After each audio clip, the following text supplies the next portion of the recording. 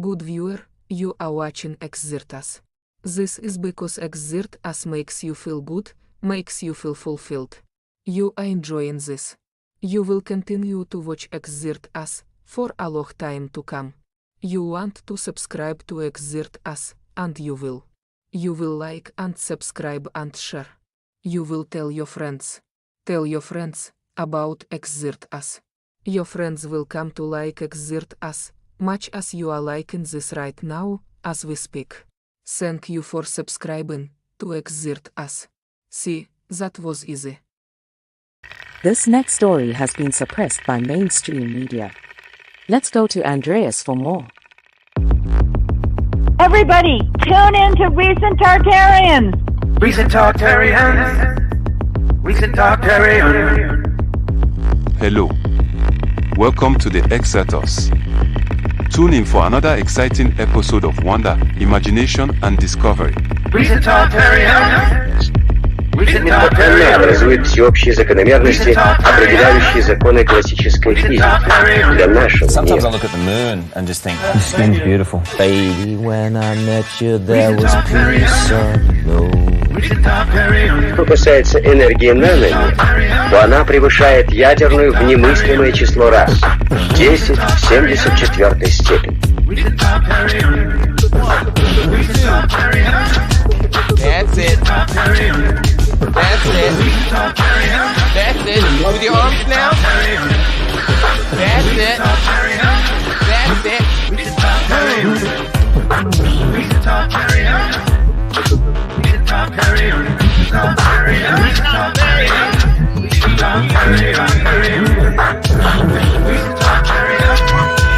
Thank you for watching Xirtus. Keep listening.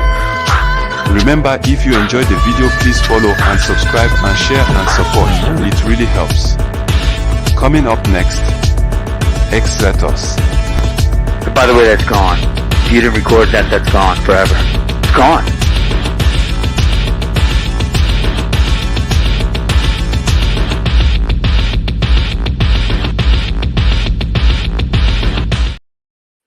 Howard Crowhurst, how's it going? Amazing to have you here. Yeah. Super excited to have you. You have no idea. It's actually a pretty big deal. A lot of people are really excited. I think a lot of people are very jealous that you're here right now. And it's like I'm being very selfish, keeping you to myself and showing you to the world. But it's mainly because I want to give you as much floor as possible because you've been doing so much amazing research. And everyone you'll see as the comments start to pour in are very interested in the things you've been saying about the Nebra sky disk, particularly, but also Stonehenge. And, let me just also share immediately for anyone who's hasn't seen your channel yet, Howard Crowhurst, and he's been doing all sorts of amazing things about the pyramids, Stonehenge, Karnak. So yeah, I just wanted to make, just that is my main intro for that. But I want to ask you, how are you doing and what have you been up to? What have I been up to? I'm working on a film, a long 90-minute film, which is virtually finished. I've been doing that for about since 2007. Wow.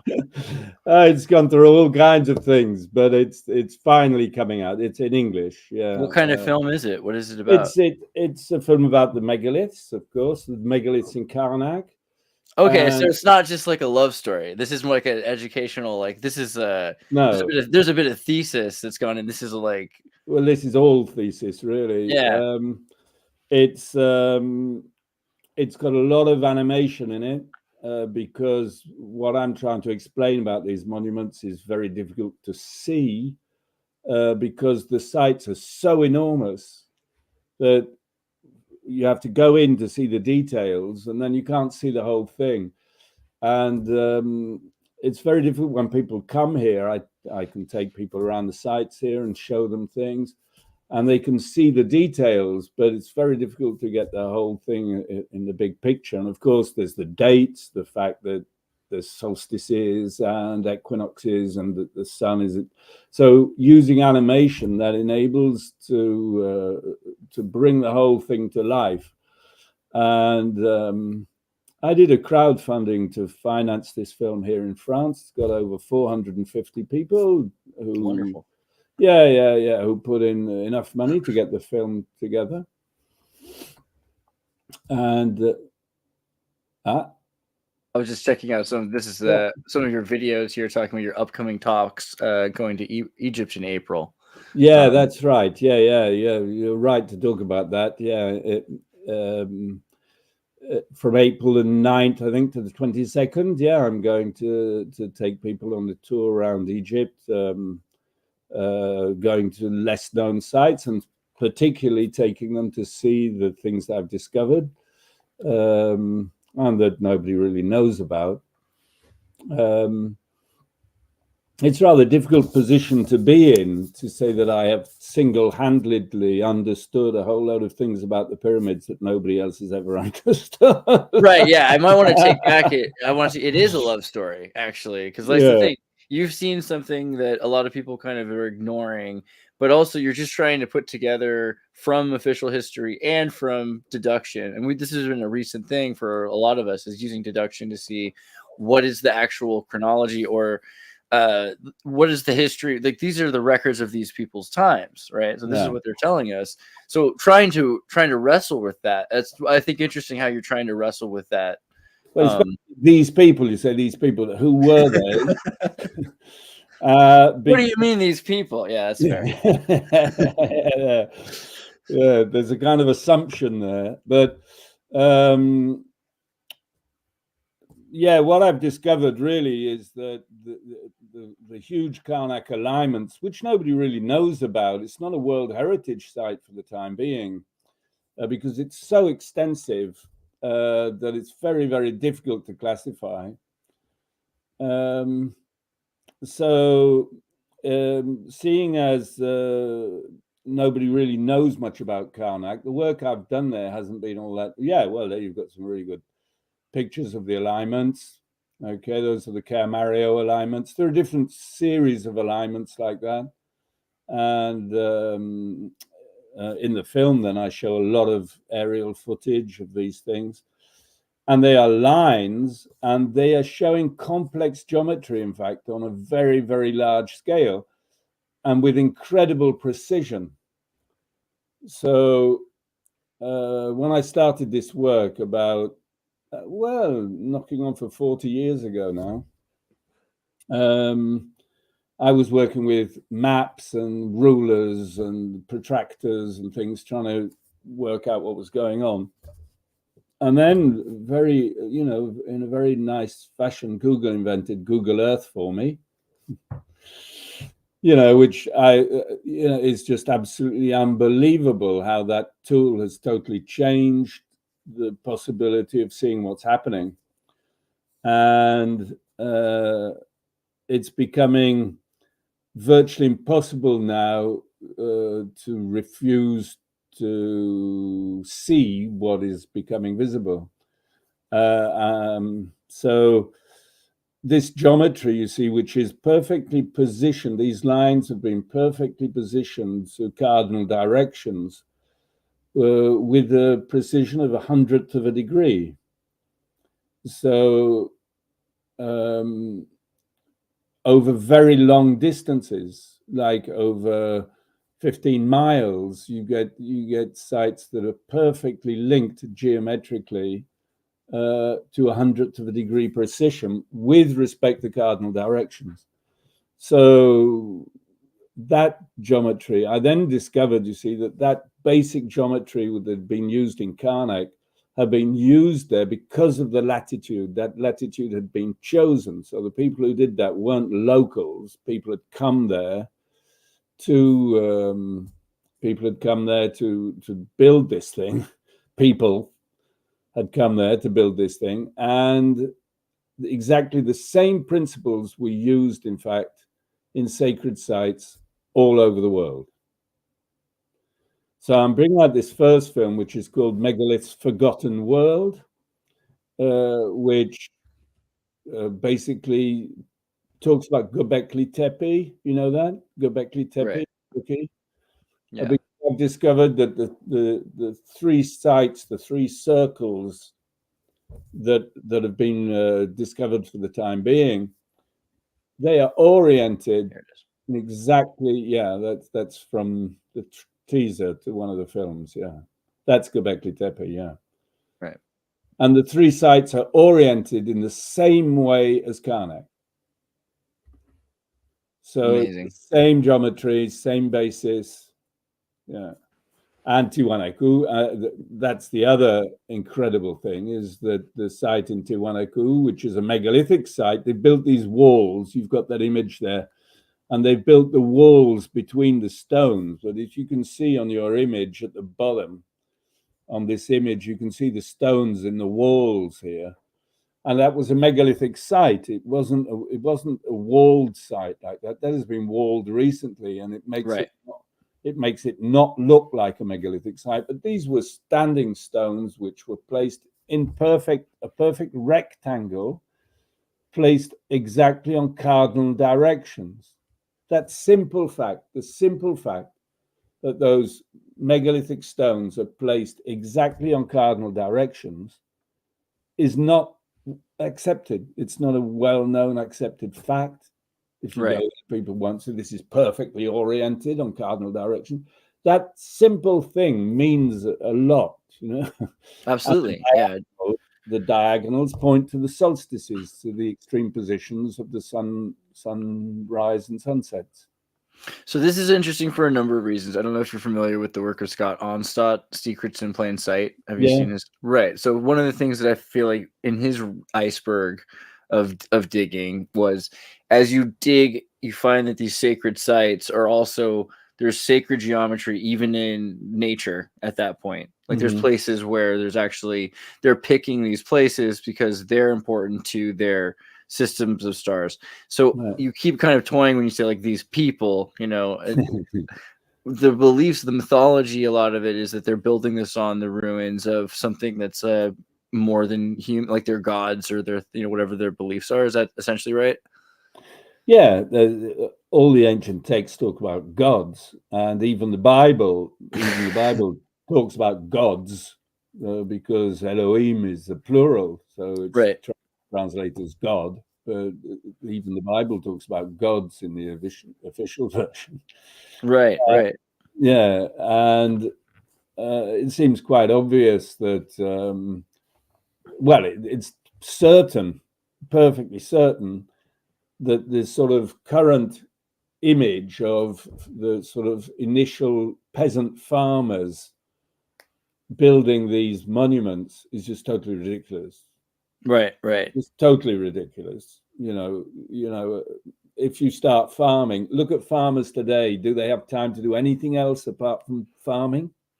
The Farmer's Almanac, though, right? Like it does some pretty magical book there. But I think there is something to be said about the amount of astronomy that they know. I mean, you can see how advanced they are by the amount of astronomy they know, because it infers so much about it infers geometry. It's exactly right. It infers mathematical thinking that is further complexities than what anyone's doing even to this day right now without calculators and machines. Yeah, recently, a team of archaeologists from the British Museum, 2 days ago, published their discoveries in the south of Iraq. Did you see that? I have not. They've discovered this kind of machine that was built by the Sumerians. It's a massive building, and you'll probably find a link to it. That's not it. I don't know. Yeah. I'd have to dig a little deeper, so to speak, to know exactly. I put a link on my Facebook page to it yesterday. Oh yeah. Yeah. If I'll go to your Facebook page in a second, but also, do you know the answer to this? Because Crypto Alchemist is asking, but I'm going to include the question for him. Will you do another show with Crypto Alchemist and us? Because we have to do a whole thing with all of the people, because he's going to have a lot more questions. But he's going to say, please ask him if he's aware of Arthur Farham's work on deciphering the geoglyphs of Karnak, and what do you think about them, if you know?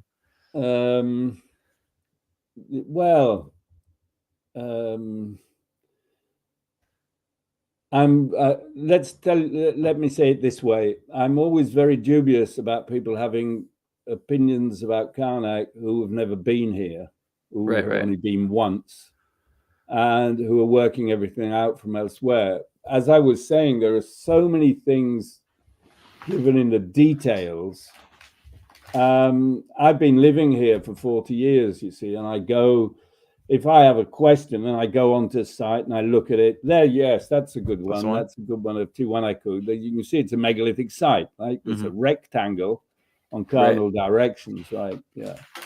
Right. And so it's not that. So just from life experience, you try to be like hands-on as much as possible, so that it's you that's making the distortions and nothing in between. That exactly. Exactly. It's one of the big dangers, isn't it, in the work? Yeah. This kind of work is projecting our own ideas onto what we're seeing. Absolutely. And you have to be very, very, very careful. I'm very wary of myself, and I'm very pleased about all the people who criticize my work. Absolutely. And say this, that, and the other, because they keep me on my toes, right? When I'm doing the research, then I know that there are going to be people out there who are going to take it apart, and that helps me that helps me. I don't know if they realize they're helping me, but that's the goal, right? Yeah. Yeah. They definitely help me to be very precise and look into things where maybe I was a bit sleepy when I was looking at stuff. Yeah. So in terms of the Nebra Sky disc, what exactly, what would be a way you would introduce like the idea of, how you found out about maybe the Nebra Sky disc? I found out about it when I first really got interested in it many years ago, when somebody I was working with on a film on the cathedrals talked to me about the Nebra Sky disc, said it was a beautiful object, etc. And that got me interested in it. And then when I started reading the story about its discovery, I don't know if you know about it, was found by treasure hunters. Yeah, it seems like ultimate lore. Metal detectors, that's it, yeah. And the guy was selling it on the black market, and the police picked him up. It was actually filmed. Really, really strange thing. And what the strangest thing about this whole story is that there was a court case against this guy, because it's forbidden to in the Saxony area there, it's forbidden to search for treasure like this. So there was a court case, and in fact one of the major archaeologists from Berlin University was convinced it was a fake. He said it's not possible that something of this quality could have come from that period. It's definitely a fake. Now, the sort of chemical archaeologists who had studied the surface said this can't be a fake. They dated it to 3,600 years old. Okay, right. And they said, this is not a fake, this is real. You can't possibly fake. Literal, yeah, like literally from the most mainstream secular of sources. So yeah, that's what the normies believe. I'm just saying, like, yeah. but what was amazing, you see, is that this court case, the guy who was up for stealing the thing said, well, if it's a fake, I'm not guilty of anything. And so the court case tried to decide whether it was a fake or not. And if it was a fake, then he wouldn't go to prison. And if it wasn't a fake, then he would go to prison. Okay. And so there was this long court case. An archaeologist on one side and on the other side were coming up in the court case saying, well, I think it's a fake, or it's not a fake. And they definitely made themselves look terribly ridiculous in that court case. I can visualize it. It's like a Rumple in the Bailey episode. The part of this story is really incredible, because in the end, the guy who had found it, he came out and said, listen, although I'm going to go to prison if this is not a fake, I digged this up. I digged it up. So he kind of, he put an end to all his arguments by pleading guilty. And it was virtually that thing that decided that it was not a fake. But believe it or not, there are still university professors in Germany that continue to claim that it's a fake. Yeah, because it is in a total rupture with the whole idea of what was going on in prehistory. It's anachronistic, but it's Yeah. the otherwise. Well, one of the things I pointed out about the disc that nobody had noticed before that is that its circumference measures a meter. Now, Wow. now it has a diameter of a little less than 32 centimeters, which gives it a measurement of 1 meter. Now, so the thing you're showing here shows how the Nebra sky disk, it has these kind of gold bands on the side, and those gold bands show the angle of the solstices. Now, I in my book, I pointed out, hang on a second. Well,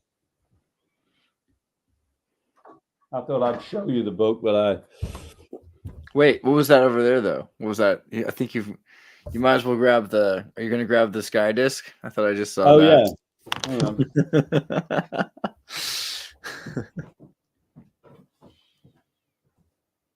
Oh yeah, okay, there he's got There's it. a sky disc. Yeah, that's a copy of it that my daughter made.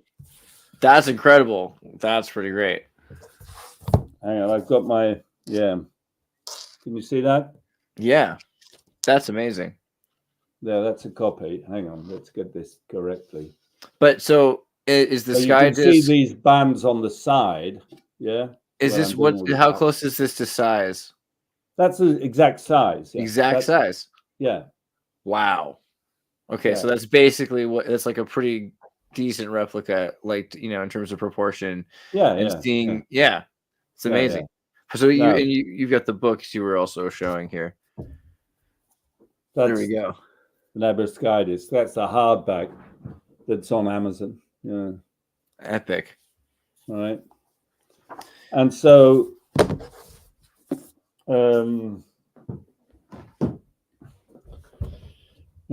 where were we?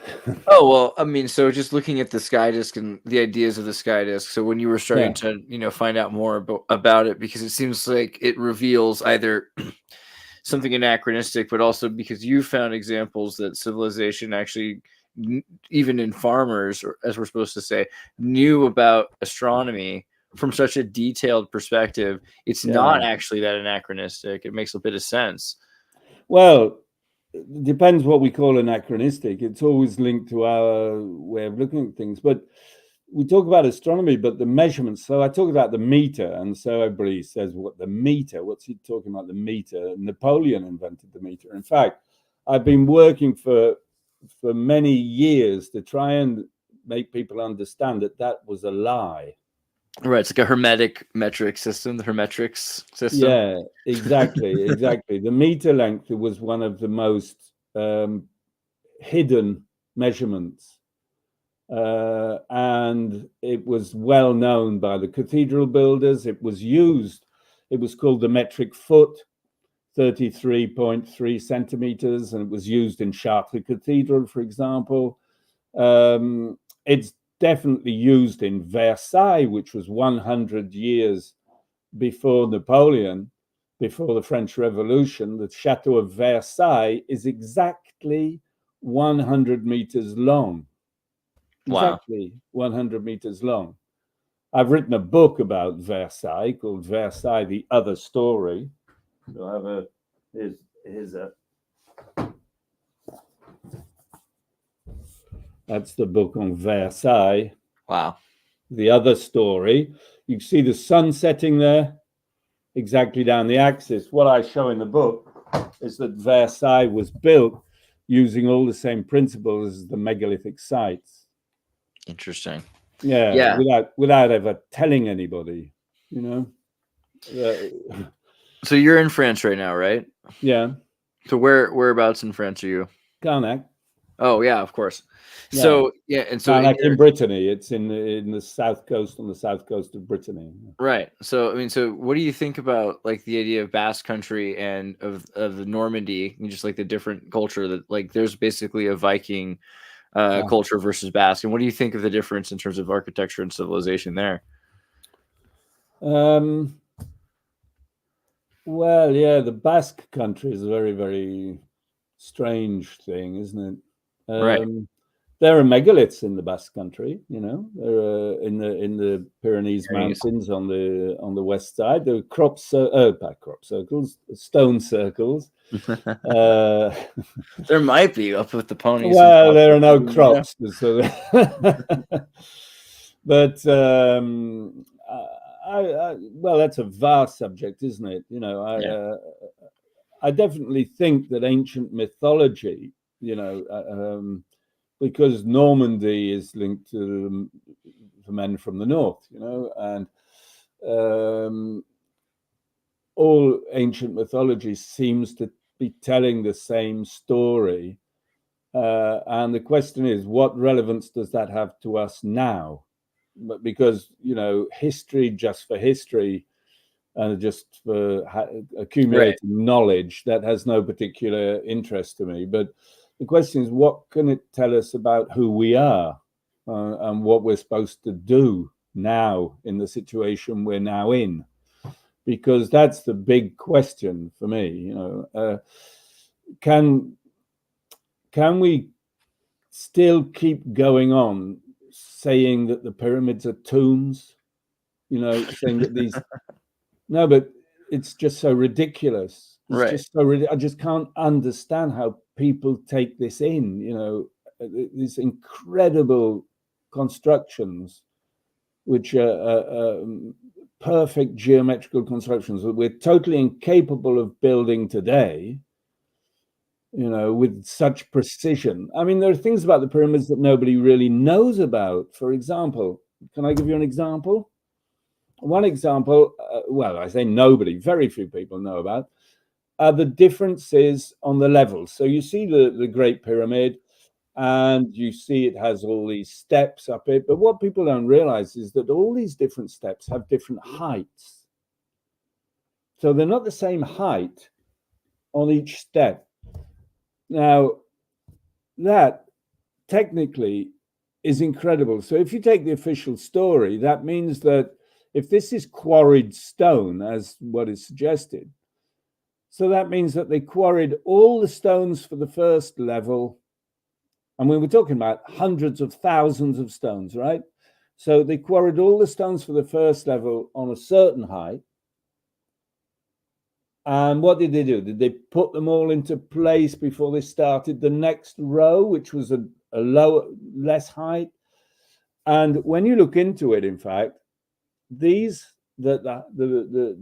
height of the rows goes down progressively until you get to a height of 1 cubit, which is 52.36 centimeters, right? And then they go up again. And when you look at the variation in the height of the rows, it's a logarithmic curve. So the height decreases according to a logarithmic curve. Now, nobody ever even talks about this, but it's proof. It's there. You know, anybody can check up on it if you want to. And there's a guy from New Zealand who's done a whole lot of work on this. I can't remember his name, because Flinders Petrie, the British architect, he measured every level and did a whole thing. And so you can check up on his work. And so this guy from New Zealand, sorry, can't remember his name, has done a lot of work on this. And that's an incredible fact, okay, which we don't, you know, people say, well, it's a tomb. So, right, I can just imagine in the future they're going to say that, you know, Elon Musk built like a tomb. That's really what like his SpaceX rocket. Yeah. Or the cyclotron, the underground cyclotron. You know, I can imagine in 3,000 years' time, if our civilization has disappeared, and then suddenly they dig down and find these things. Oh well, they had an underground temple. And, you know, they project onto what they find everything from their own sort of belief systems. Right. It's totally ridiculous. And I just can't understand it. I can't understand how it can keep going like that. It's just the weight of inertia, I suppose, and academia just repeating and repeating and repeating the same thing. And I think it was Hitler who said you only have to repeat a lie long enough for it to become truth. Right. And it's really quite worrying, really, But the more you keep people in the dark, the easier it is to control them, and it becomes really important when you're trying to control their nations. Like colonialism, it's an essential aspect to say that their history doesn't exist, and so the best way to do that is to switch the script, literally, of their language, so that they can't read what they're even looking at. They're illiterate, right? These people are illiterate, because they can't read. But do people from academia realize that they're being used to keep people in the dark? I mean, I think there's always a few. There's always a few wicked people, but for the most part, you don't need to. I think most people don't recognize it, because it's a big part is you're standing in the middle of academia, which is like this dark chamber in a pyramid, and there's 4 corridors you can go to, and there's 4 British men that are in every direction coming back with a lantern, and they're like, "Don't go that way. I just went that way, and I've gone as far as you can go." And so you just stay there in academia. That's what you're taught to do, right? Yeah. And pick up your cash check at the end of the month. Yeah. So anyway, but I don't know how long it can go on for. It's definitely changing. Things are changing. There was a film called The Revelation of the Pyramids. Did you see that? I suppose so. I forget that it's possible. Let me see. Right. Look at it really quickly. It's in my list. Called The Revelation of the Pyramids. 2010, maybe? 11, maybe. 2000. Yeah. Definitely saw this. Is this like the History Channel thing? Oh, no, not at all. Not this one. No, it's an independent film. The Revelation of the Pyramids. What's that? Gaia, The Revelation of the Pyramids. Right. Really strange that they've taken the same name and put it on a... It's a great way to hide your work, is to do something like that. Yeah. Here we go. Revelation of the Pyramids right there. English, French, featuring Bernard Vivier. I don't think it's the same thing. Not this one? No. Yes. Yeah, that's it. Yeah, that's it. Yeah. I think so. Wait a minute. Is it? Well, there seems to be, like, at the very least, this idea. It isn't that. You should check up the name Patrice Pouillard. Patrice Pouillard. Revelation of the Pyramids. Patrice Patrice.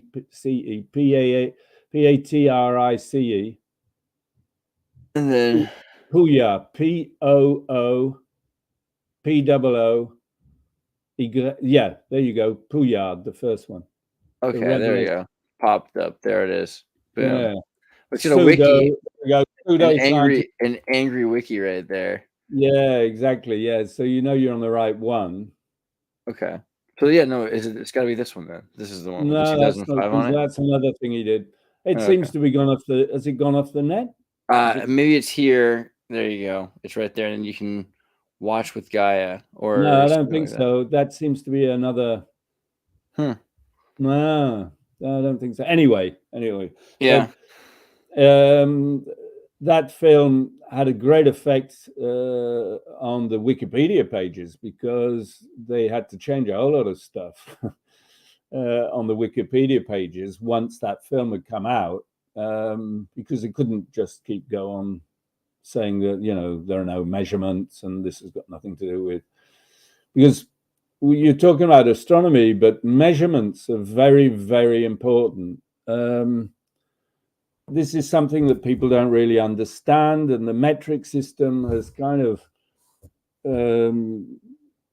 pushed this into, we have one measurement, you still have feet and inches in the States and miles, but basically they're pushing out one universal measurement system, and which is an interesting universal measurement system. I don't think it's uninteresting, but the problem is that what I've discovered is that in the ancient world, people changed their measurement system according to what they were measuring, which is not an idea we have at all. So if you're measuring the circumference of a circle, you would have one measurement system. And if you're measuring the radius, then you'd have another measurement system.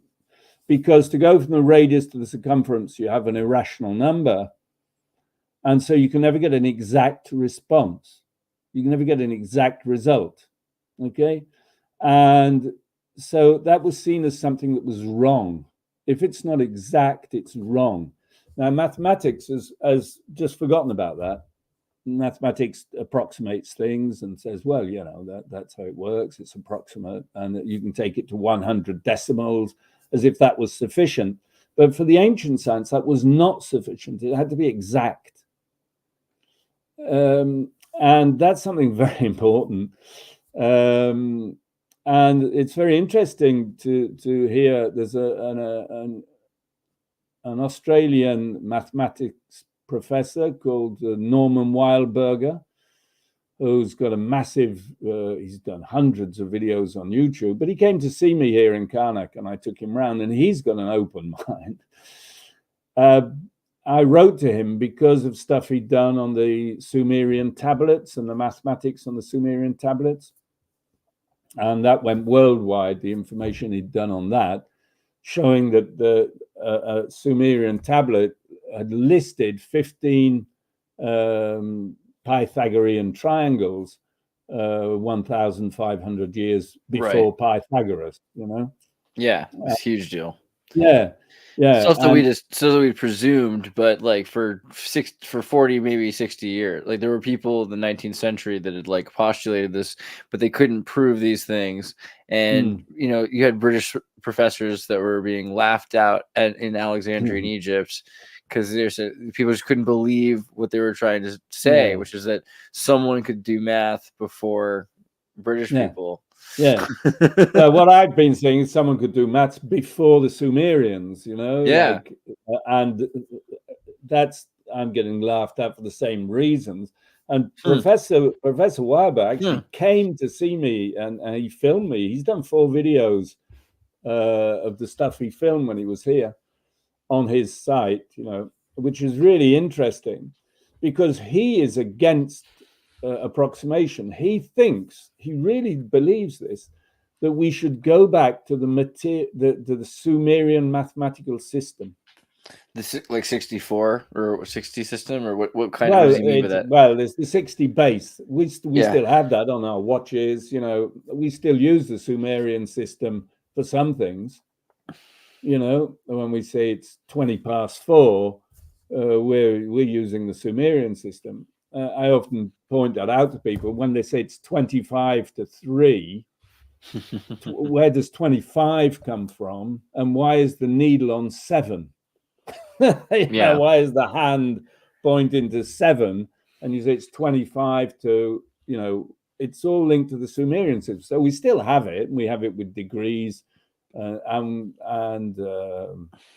we've never been able to get rid of it. It's really interesting. In all the circular stuff like time and angles, we've kept the Sumerian number system of 60 minutes, 60 degrees. But he thinks we should come back to it for everything because it was an exact system. There was no approximation, no decimal system with decimals going on. It was always exact. And everything was done so it could be perfectly exact. And things that weren't exact weren't used. So it's really astounding. Yeah. And what I was saying earlier about the Sumerians is that we've recently discovered, 2 days ago, that they actually built a kind of a water acceleration system.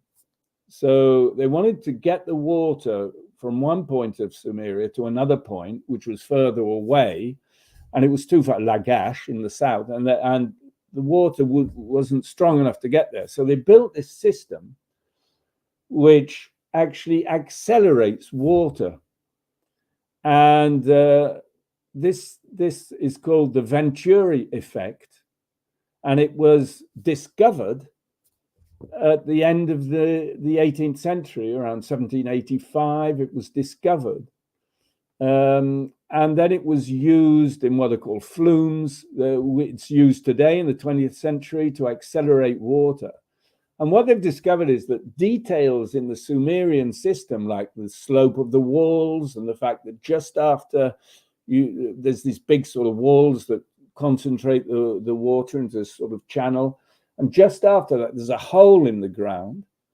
And these details have only been discovered in the 20th century.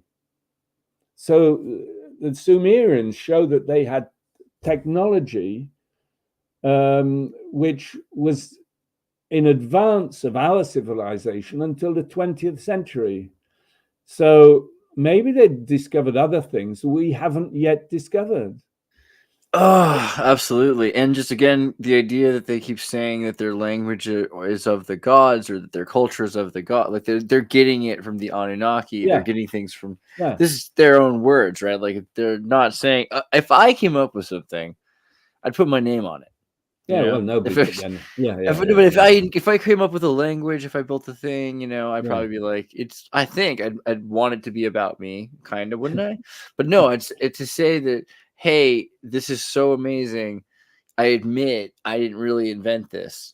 Like that's a lot. That's kind of almost that's more humble than humanity likes to be. So it seems like it kind of admits that there's a likelihood that they're really being honest when they say they got this from something that was better than them. You know? Yeah. Well, the story about the Sumerians, the only written text we have from the Sumerians is by a guy called Berosus, a Chaldean priest from the 3rd century BC, who says the Sumerians came out of the sea and brought with them all knowledge.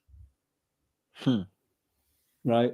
So that's the origin of the Sumerians. And the Sumerians were considered to be a superior people for millennia. The Babylonians, we talk about the Babylonians, all their science came from the Sumerians. You know, they kind of modernized it in our way of modernizing things. It's closer to us. Babylonian stuff is closer to us than Sumerian stuff. When we read the Sumerian texts, it's very, very difficult to understand what they're talking about, you know. And but they were considered, the Sumerian language was a sacred language.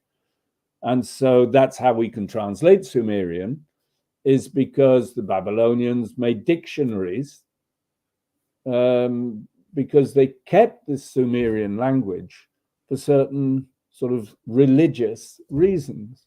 Right. Similar with Hebrew, you know, with the Aramaic.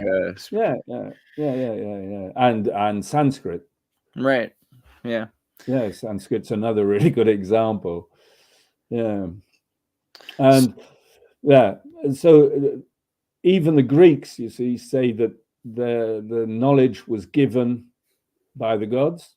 In the story of Persephone, where Persephone is taken underground. Right. And her mum comes down to earth, and she's trying to find out how to find her. And timeshare deal. Just get her. Yeah. And so she gives knowledge of mathematics and astronomy so that people would tell her where she's hidden. Yeah. Why? That's in Greek mythology and the Bible. I mean, the sacred book of Enoch, the secret book of Enoch, which was taken out of the Bible. Everybody knows about that, where it's quite clearly indicated that all the knowledge was given by Uriel and the angels. Yeah. Right. So what about, you know, this idea that we've lost a lot of our knowledge, right? There's sort of this idea that we've either touched the fire, or we've opened the box and released our demons and released our knowledge or something, right? What story is that in the Greek mythology of opening the present? Pandora. Yeah, Pandora's box, right? Yeah. So is that a thing that maybe we're existing in, is like a collapse of civilization as a Pandora's box? Well, I think people have been doing all they could to keep that box closed. We were talking about how knowledge has just been kept under the, you know. I got a very good example in my book on Versailles. There's a beautiful example in that. Hang on. Very good. because this is too good to be true, this example. Now, where is it? So, hang on. Can you see that staircase? Yeah, let me see if I can zoom in even better. Hold on. Yes. Incredible. Okay. That's a staircase which is built in Versailles, and it's called the 100 Steps. It's called the 100 Steps. That's its name. And I went there. Well, I've been working on Versailles for quite some time because it's really quite astounding, the geometry and the measurement systems. They were aware, the architects of Versailles were aware of ancient knowledge, quite obviously, you know, and that's probably why the French Revolution, they took the king and tortured him for a year, and then came out, and then came out with a meter length. Yeah. Also, the hydroelectric things all interest me in France, like the amount of places near castles that have amazing water systems. I mean, Well, Versailles had an incredible water system. But anyway, just to come back to these 100 steps. So when I was in Versailles, there was this man who's been working there for 35 years, who's head of the sort of library and I took him on a walk around the gardens, and I took him to these 100 steps. And I said, do you know how many steps there are here? He said, well, there's 100 steps. I said, that's the name. Have you ever counted them? Uh-oh. And so he said, no. So he walked up. We were at the bottom of the staircase. He walked right up to the top.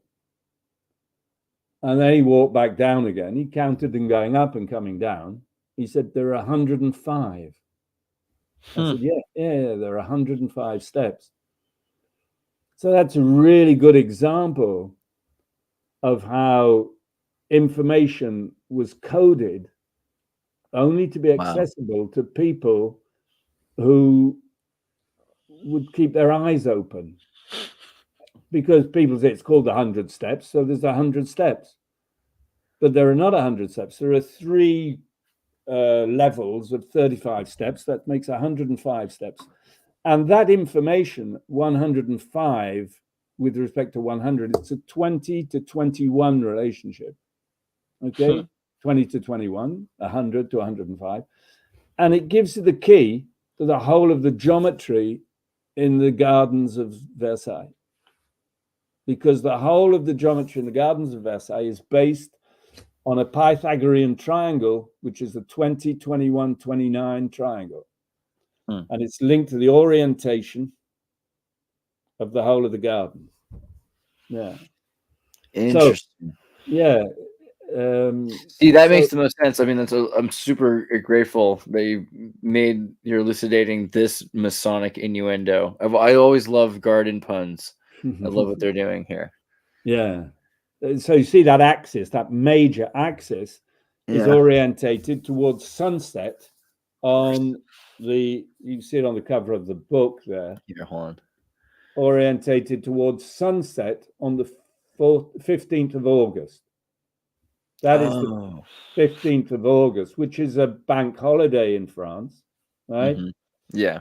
And it was made a bank holiday by Louis XIII. He dedicated France to the Virgin Mary and made the 15th of August a bank holiday. And it was he who decided the orientation. Louis XIV, his son, extended on it, but he built the beginnings of the first chateau, and so the orientation of the gardens were decided by Louis XIII. So quite clearly we have the principle of an orientation being linked to a sunset on a specific date, okay, at a specific geometrical angle. So Versailles was chosen, that specific spot was chosen because on the 15th of August at sunset, the sun sets at a specific geometrical angle. Now I've called this science astrogeometry, which is linked to planar geometry on the Earth's surface, linked to the orientation of the sunsets at certain dates in the calendar. And this science called astrogeometry is very, very heavily contested here in France. There's a guy from Sorbonne University who writes. But astronomy is okay? Sorry, just keep going. Yeah, he writes horrific things about me because of what I say about. He said it doesn't exist. There's no. Okay, well, what is astroastronomy? You know, what is that? Astrogeometry. Astrogeometry. Sorry. Yeah. I don't think geometry. Sorry, there you go. Geometry. What is astrogeometry? Astro. Yeah, there, fixed it. What does astrogeometry mean? Well, I don't think it means astrogeometry. I don't know what these articles are. Yeah, I don't know. Just looking for pictures for the backup. I should really just create pictures with Google imagery, but what is astrogeometry? Go ahead and just say it is. What is astrogeometry? Well, what I just explained is basically the fact that when the sun sets on the horizon, it sets at a certain angle on a certain day. So at equinox, it sets on an east-west line. Okay, so that's when days and nights have the same length. But then that's not ridiculous at all. Every single culture that we've ever found, like Stonehenge and otherwise, are all doing that. That's just literally everything. They're orientating towards equinox. Okay, so that's okay. And then solstices. But the question here is, when it goes up to the solstice, according to the latitude you're on, the angle of the sun at sunset on solstice is different.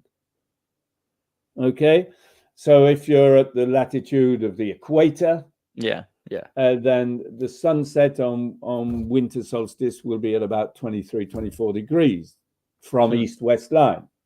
Whereas if you go up to the north of the Orkneys in the north of Scotland, then the angle is going to be much, much greater from the east-west line. So they know all this and they're able to compensate wherever they are. Wait a minute, but this angle changes, and at certain you haven't got it yet, because at certain latitudes, those angles correspond to specific geometry. Okay, so you get certain latitudes where the solstice angle will have a specific geometry, like a Pythagorean triangle. With all numbers. Is the case here in Karnak. In Karnak in Brittany, the solstice angle is a 3-4-5 triangle. So when the sun sets at say summer solstice, when it sets at summer solstice, then from the west it goes up on a 3-4-5 angle of the 36.87 degrees. So it's also the path it follows. That's brutal. Okay. So that's what I call astrogeometry. And what I've discovered is that was the basic thing that was used to implant all the major sites all over the world.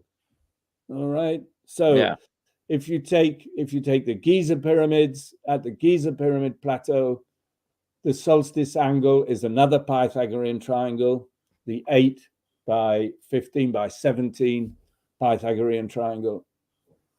And I'm at present, I'm publishing on my YouTube channel a series, 6 episodes called Karnak and the Pyramid Plan.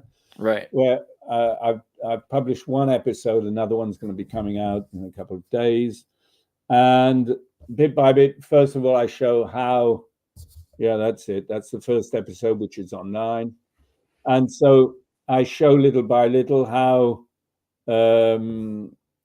the principles used in Karnak, which follow the angle of a triple square, will then be used exactly the same way. You had a little video there, which was quite good. That one, well, that's the triple square in Karnak, but here in Giza Plateau, you have the quadruple square. That's the triple square in Karnak. And then when you get to Egypt, oh, there we go. That line, diagonal line, is Interesting. That's the Kefren Causeway, and it's on the angle of a quadruple square. And near where the water was brought towards the pyramids at the original. So that's interesting also because I know that Crypto Alchemist is asking about water wheels. Absolutely, Xirtus. Please ask about water wheels. Do you have thoughts on water wheels? I love Cordoba. I love water wheels. Don't you love water wheels? They're great. Do you think about it? Yeah. What kind of thoughts could I have on water wheels? I mean, maybe energy, like something like that. Do you think that they probably were used? Like I think that the they were definitely used. War. They were used in Egypt, weren't they, for watering the fields and stuff, using the current and nilometers even. Did systems with cows. I mean, that's all sort of what we would call primitive technology. But what I'm trying to show, you see, is that there was great knowledge on a planetary level, a planetary knowledge using planetary measurements like the meter measurement. And because the meter length is linked to the size of the Earth. Right. And this is a difficult thing to say because it's an idea that not many people have.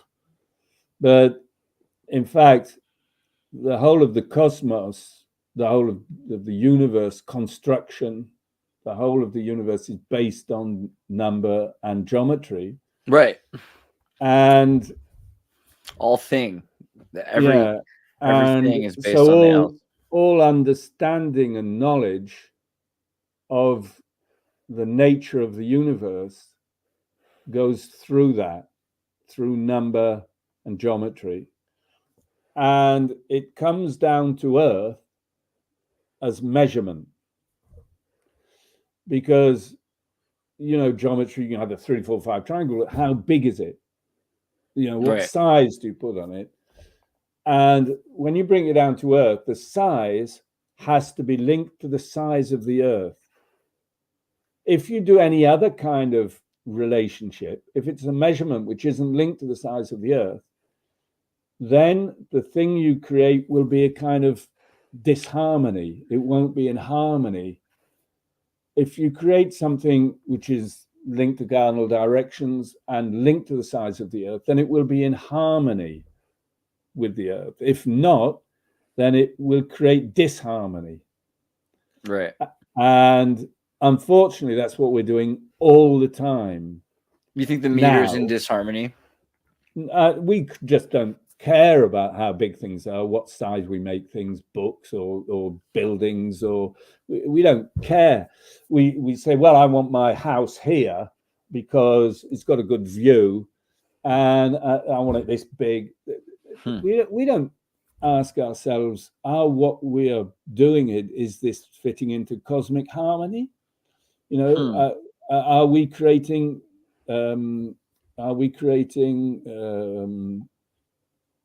notes which are making a screech in cosmic harmony? Are we doing things which are in fact just, we don't ask that, but that's what we're doing all the time, just creating things which aren't linked to cosmic harmony and the way things were created. Right. So Earth, the planet Earth is becoming a big problem, I think. And that's why if we don't really do something seriously, we're just going to get wiped out. I agree. Someone was so upset at me for saying that the other day. They're like, someone said, they're like, so you think like that if there's a God, like they didn't believe in God.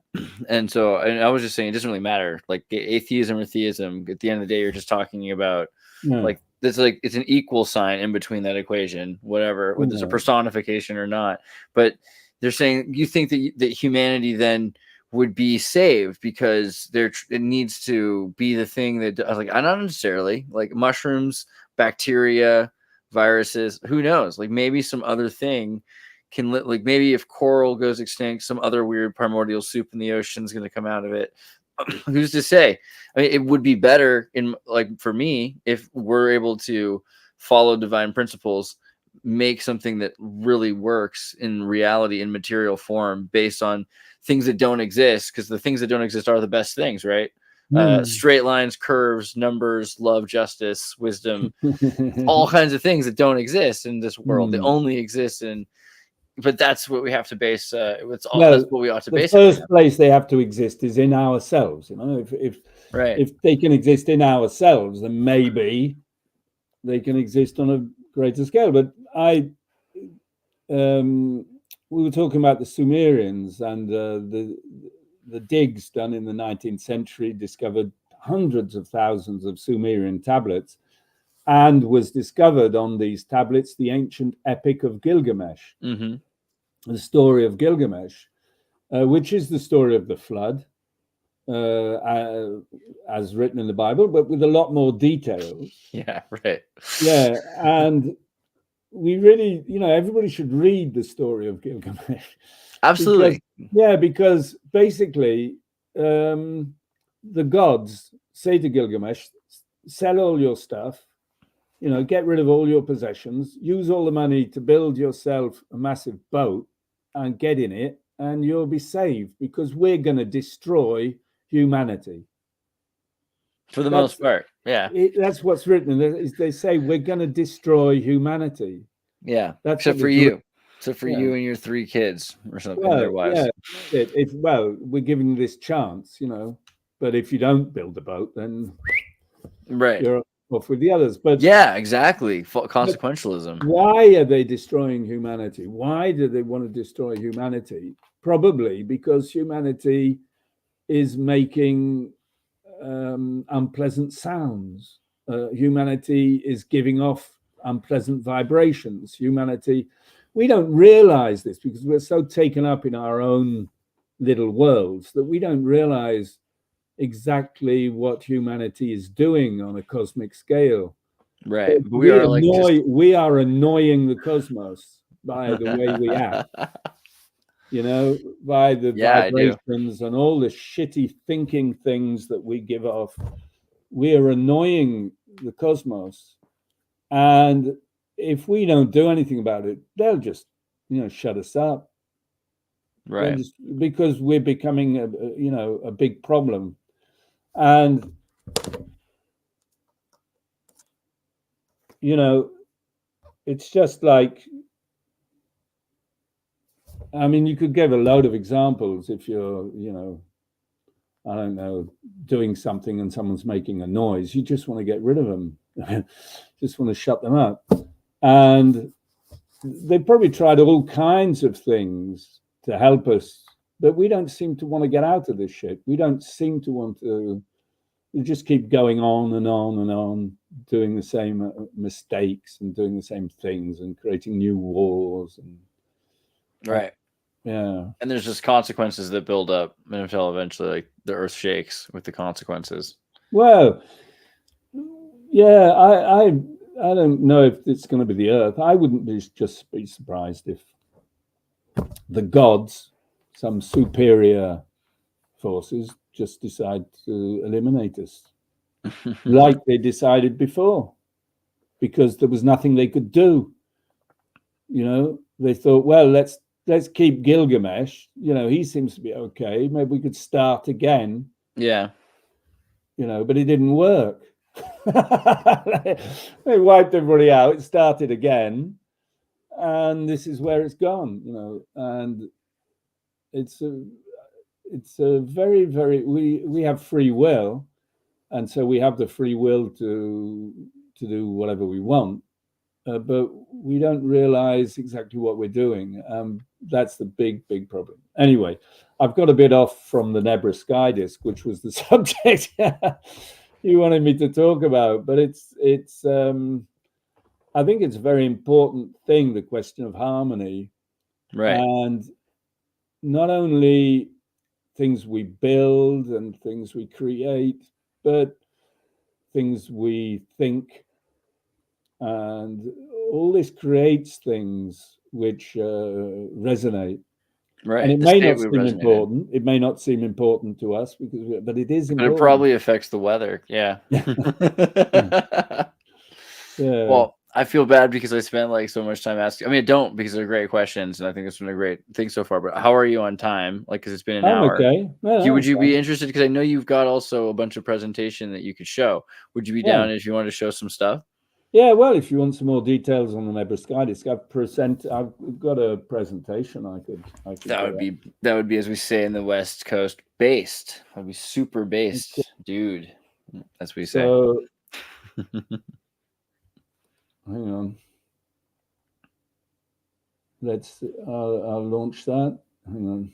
Yeah, take your time. And thank you again also, because I think it's also important for us to be thinking about harmony is probably I think about these terms more and more, because some of them sound so theos based. They're very theological, but they're also, I'm thinking of them more from physics point of view as well. And so it sounds like you're saying that as well. This idea that we're on an atomic level causing vibrations, which similar, a microwave does this too. You know, we have to be very careful. And this is, people get cancer from the wrong vibrations. That's exactly where we're going. And probably what those pyramids were really used for. If you've seen some of Osmanovic, his videos on the pyramids, right, are all about using the pyramids for energy healing, sound healing, probably as well. But some of these, like the windows in the Notre Dame and these different symbols, have to do with sound healing frequencies. Yeah. Here's the presentation. All right. Yeah, that's it. Nebra Sky Disk, that's the book. All right. So this is the disk, okay? So it's dated to 1600 BC, 32 centimeters diameter, a little less, I think. And its composition, bronze and gold. And that's an incredible, first thing which is incredible, is that the different metals to create this disk came from all over Europe.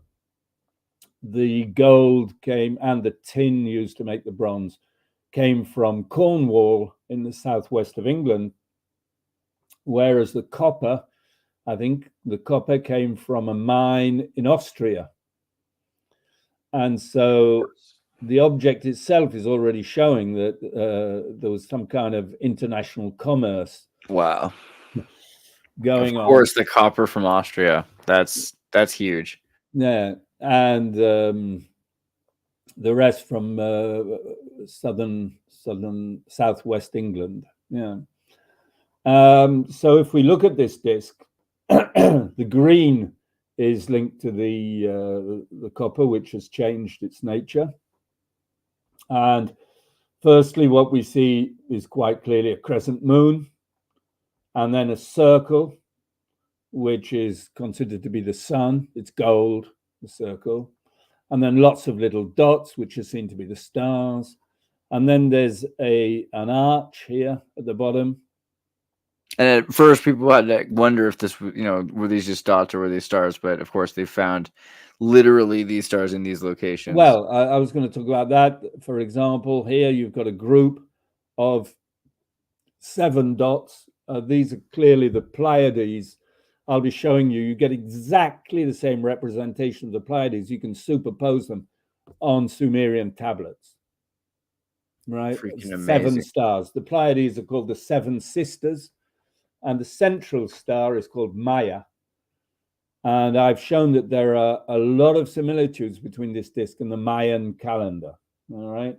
So, and then on the sides, you have these gold bands. Now you can see where there was a gold band here. This one seems to have disappeared. When the disk was found, that gold band was missing.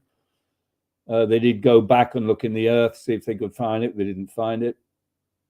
But these 2 gold bands here, you showed in an earlier image, were seen to represent the solstices. Now that's a close-up of the surface of the disk and shows how the copper has changed. And this is what led the archaeologists to date it.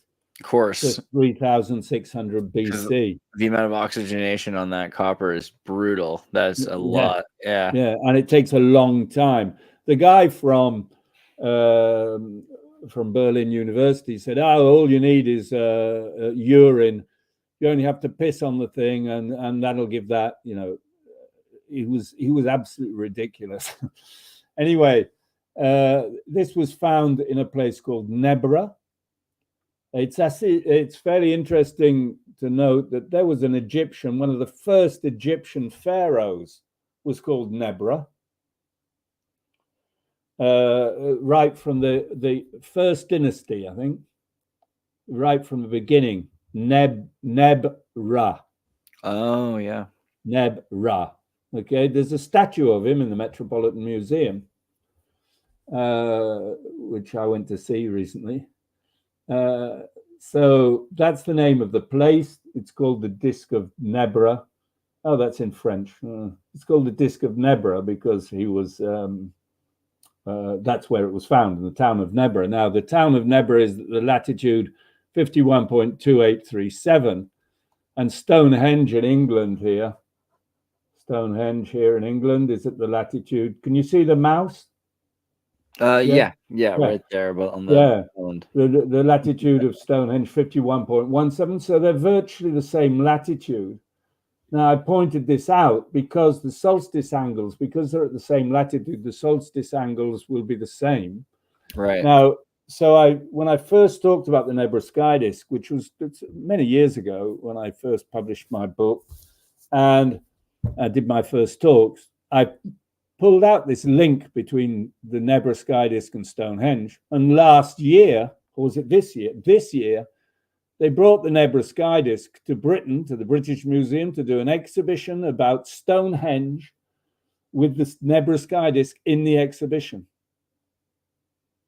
which is a really strange thing. So I wrote, when I heard that they were going to do that, I wrote to the guy who was organizing it, and I sent him a copy of my book. He sent me an invitation to go and see the exhibition, but he never wrote back. So someone somewhere has linked up between the Nebra sky disk and Stonehenge. Right. They're on the same latitude. So there you go. Nebra. Hard not to notice. Yeah. And Stonehenge. So the gold and the tin came from the corner there, and the copper from Austria. Can you see that? Yeah. Yeah. So I was going to say, like at Utrecht too. Have you been there? Have you seen because they all have these copper roofs? And it's one of the ways that you can tell if you're one of the families thinks they're better than another family. It used to be that the roofs were green because they had much older roofs, but then it became that your roof was orange because it meant you could update your roof more often. You had a newer house, you had a newest. I see. Yeah. Okay, yeah. Oh, good one. Anyway, I put Karnak on here in case people don't know where it is. There's Karnak there in Brittany. There you go. That's where I am.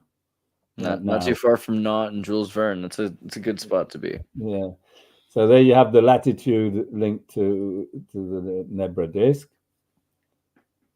So the solstice angles at the Nebra latitude. So here you see you have the disk, and those golden bands which are on the side give you the angle of the solstice. So this is not my discovery. This was when the disk was discovered. It was given to an astronomer, and he immediately saw that the bands represented the angle of the solstice at the latitude of Nebra. Okay, it's about 41 degrees. Yeah. I find that also interesting, 41, just because I've been looking at some Alexander Woe videos again, and his whole interest in 41 and John Dee, because John Dee was obsessed with 41, right? Oh, really? Yeah. Why is that? It connects with being mastering your existence in reality or something like that. I'll find you the video. It's super esoteric, but basically Shakespeare and De Vere and everyone had to find 41, in order to Okay.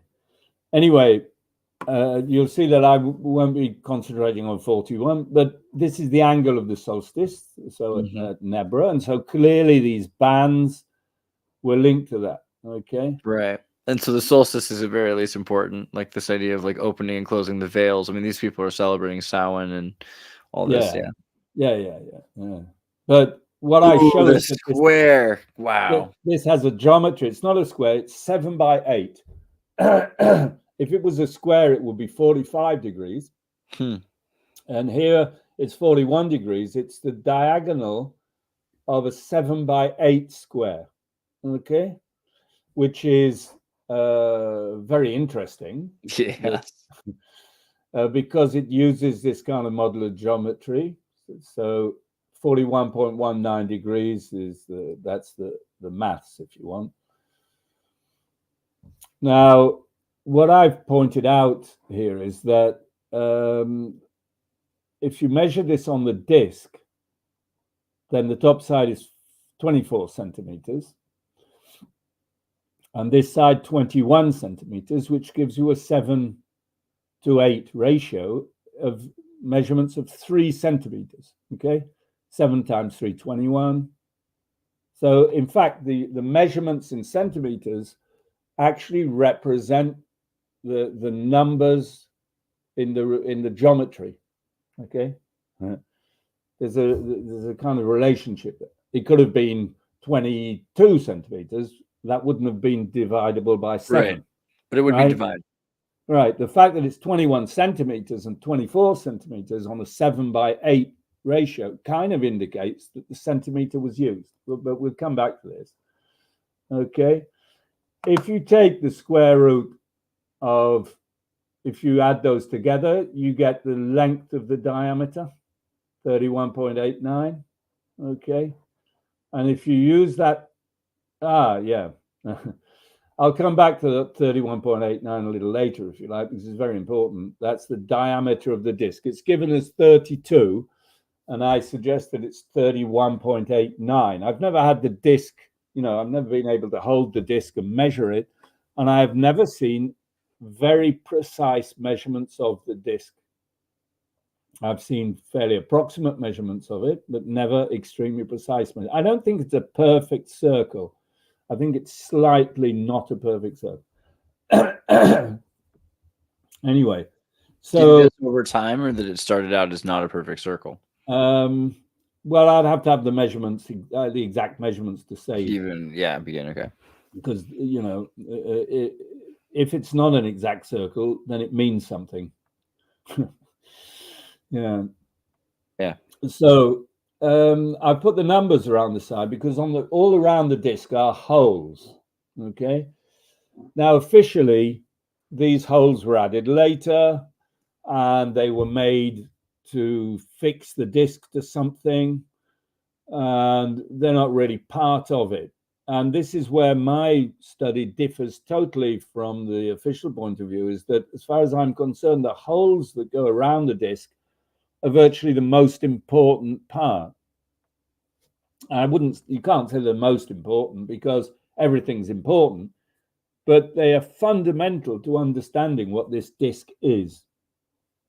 And the professor from Berlin University, who was totally against the idea of this being real, excuse me,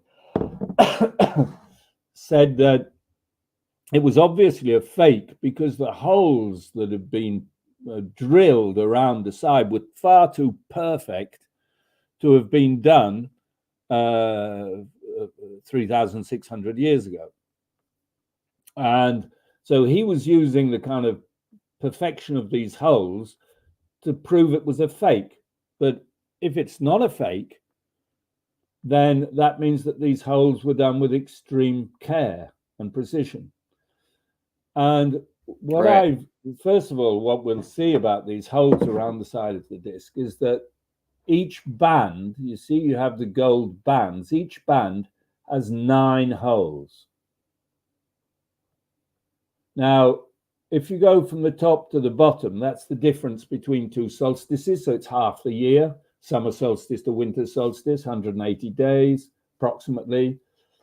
So 180 days divided by 9 gives you 20-day periods. Okay, so you could say that each separation here on this disk represents a 20-day period.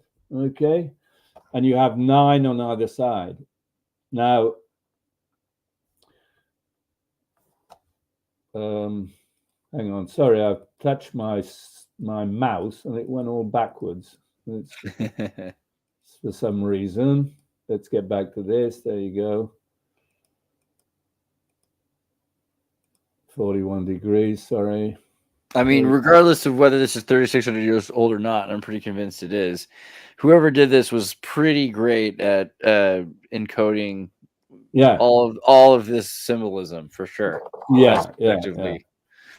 And the fact that it was 20-day periods, you see, the fact there are 9 holes is because this divides the year. Oh gosh, right. Into 9, which gestation calendar and the Mayan calendar. That's amazing. Well, and the ancient Celtic calendar divided the year into 40 days. If you take 360 days divided by 9, you get 40 days, which was the ancient calendar. 40 days and 40 nights. And Jesus was in the desert for 40 days, and we still have it today in quarantine. People stay in quarantine. Days of humiliation for 40 days, right?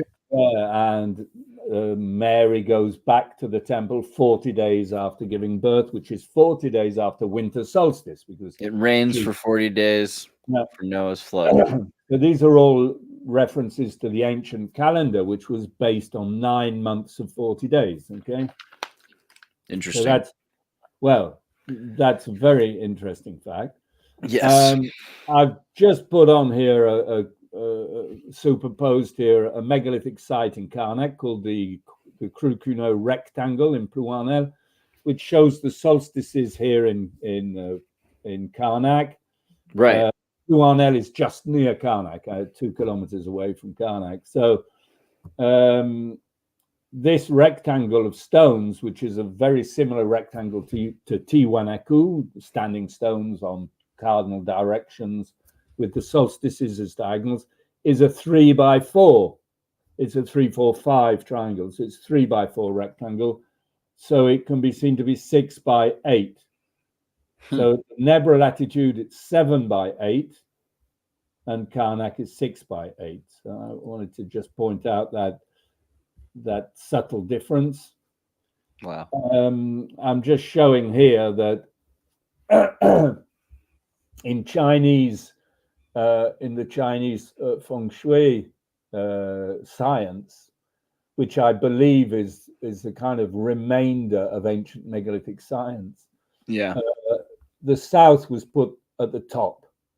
Okay, the north was placed at the bottom, the south at the top, the east on the left, and the west at the right, which is not how we represent it today. We turn this around. That's excellent. I wanted to bring up, I just was afraid you were thinking I was making a joke if I brought up feng shui, but it's honestly, I mean, like, there's a lot to it in terms of not just cleaning your house. I mean, cleaning up your personal body temple, like the idea, this symbol could be used to keep cancer from happening. Like that's, I've seen this used just as a token in people's pockets for that purpose. Oh, really? Yeah. Anyway, what I wanted to point out is that they put south to the top. So on the Nebra sky disk, where is the top and where is the bottom? Is there a top and a bottom to it? It's a circle, so it has no official top and bottom. If it's not a perfect circle, so if it's slightly not a perfect circle, then it can be orientated.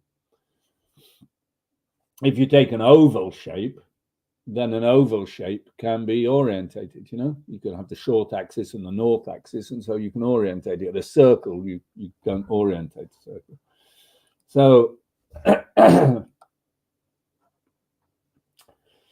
so let's look at how this is structured, this disc. So I put the south at the top and the north at the bottom, and you can see that at the bottom where I put the north, there is a hole, which is in the middle of the golden arch. Right? I put it here, and it goes up through a gold dot here, and there is no hole opposite. Now, this is quite clear because around the disc there are 39 holes. This is very interesting because it's difficult to put 39 holes around the circle. It's very easy to put 40 holes, but I mean, if you buy a pizza and you invite 39 friends, then cutting it into 39 bits is going to be more difficult than cutting it into 40, because you can't just cut across the middle. All right.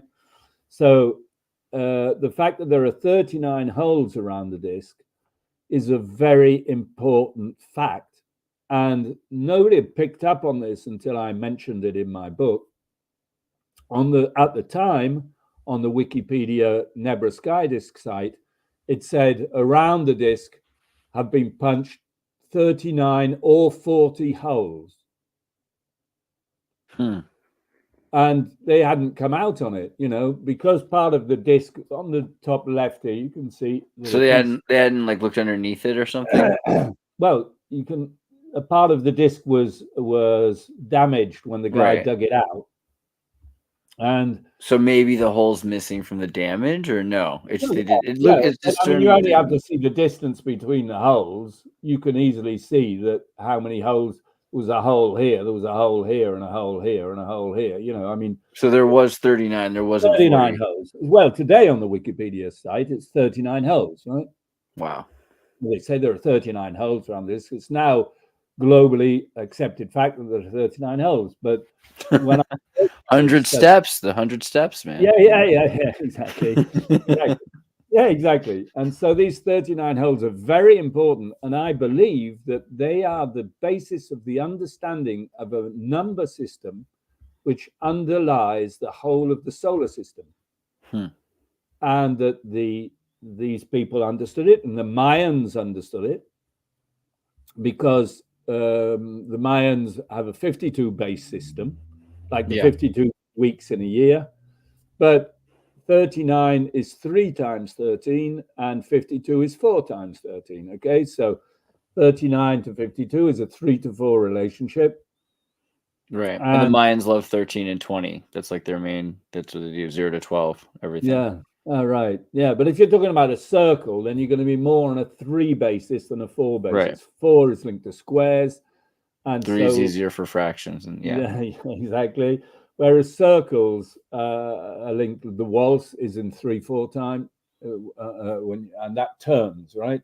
Stanley Kubrick's famous thing of the blue Danube as you go into space and everything is turning. Yep. That is a perfect example of how the number 3 is linked to circular movement. And if that became so epic, it's just because it's true. People just felt it. It resonates. Yeah, it resonates. Yeah, right. But they don't link it necessarily to number 3, and they don't understand necessarily how 3 is celestial, but it is anyway. So let's get back to this. So that's the kind of organization. So once we've traced these sort of dotted lines to cut it into 4, we can then see how the moon disk, if you take the moon disk and you extend the circle, then the corner of the moon disk goes through the center. Wow. What part of the moon disk goes through the center? And if you take the inner curve of the lower arch and you extend that, that also goes through the center. Okay, so we can see that these objects weren't placed on this disk just haphazardly. Okay, they were placed very specifically with great care. Yeah, with great care, obviously. I mean, if they've been to Austria to get the copper and etc., a lot of work went into this. But yeah, and it also says a lot. It says so much about everything. It says a lot about the Pleiades in our orbit, or interaction with the different energies. A lot from this, yeah. So the Pleiades, 7 sisters. So here there are 7 stars. Here you can see the open star cluster, the Pleiades. It's very interesting. A very interesting fact is that a lot of constellations we have seem to be constellations and grouped together, but in fact they're billions of miles apart because they're not the same distance in space, right? From here, two stars may look close together, but they're very far apart because one of them is behind the other one by millions, billions of kilometers, or years. Yeah, I love that too. That's the fun one. Like our star, or like is the sun and the moon the same size just because God wants to deceive you? Yeah, that's it. Anyway, this is not the case of the Pleiades. The Pleiades is a star cluster. It's a zone where all these stars, they kind of call it a nursery. These stars are being born and they're all close together. So it's a family. They're all close together. So these are really linked. This is not a kind of invention of human. You could go anywhere in the solar system, you would see the Pleiades in the same way. Well, anywhere in the galaxy, you would see the Pleiades in the same way, virtually. I mean, you'd be turning around them, but they're all linked together. They're in the same spot, all right? And so they're very recognizable in the night sky. They're near Aldebaran. They're near the constellation of Taurus, just above them. And a very recognizable star system, which was recognized all over the world. And they're used all over the world. Okay, that's a Dyson Sphere Confederation Type 3 civilization, right? And the central star, the most well-known, is called Maya. Okay, after the Greek goddess, we call it Maya. So that's where they are in the constellation. You can see them here. This is Taurus, the constellation of Taurus. Okay, there they are. Now, I'm quite convinced that they were actually shown on the Lascaux cave paintings. This is the Taurus in the Lascaux caves. You know the Lascaux cave paintings? Right. They're dated to 15,000 BC. I don't actually believe that. I think the Lascaux caves are more recent. But do you still think they're Neanderthals or?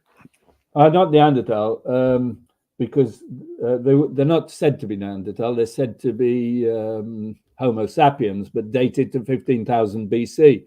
But there's a specific thing about the Lascaux caves is that the black, there are a lot of caves in the Dordogne area, and all the other caves, the black is done with charcoal, which can be dated, okay?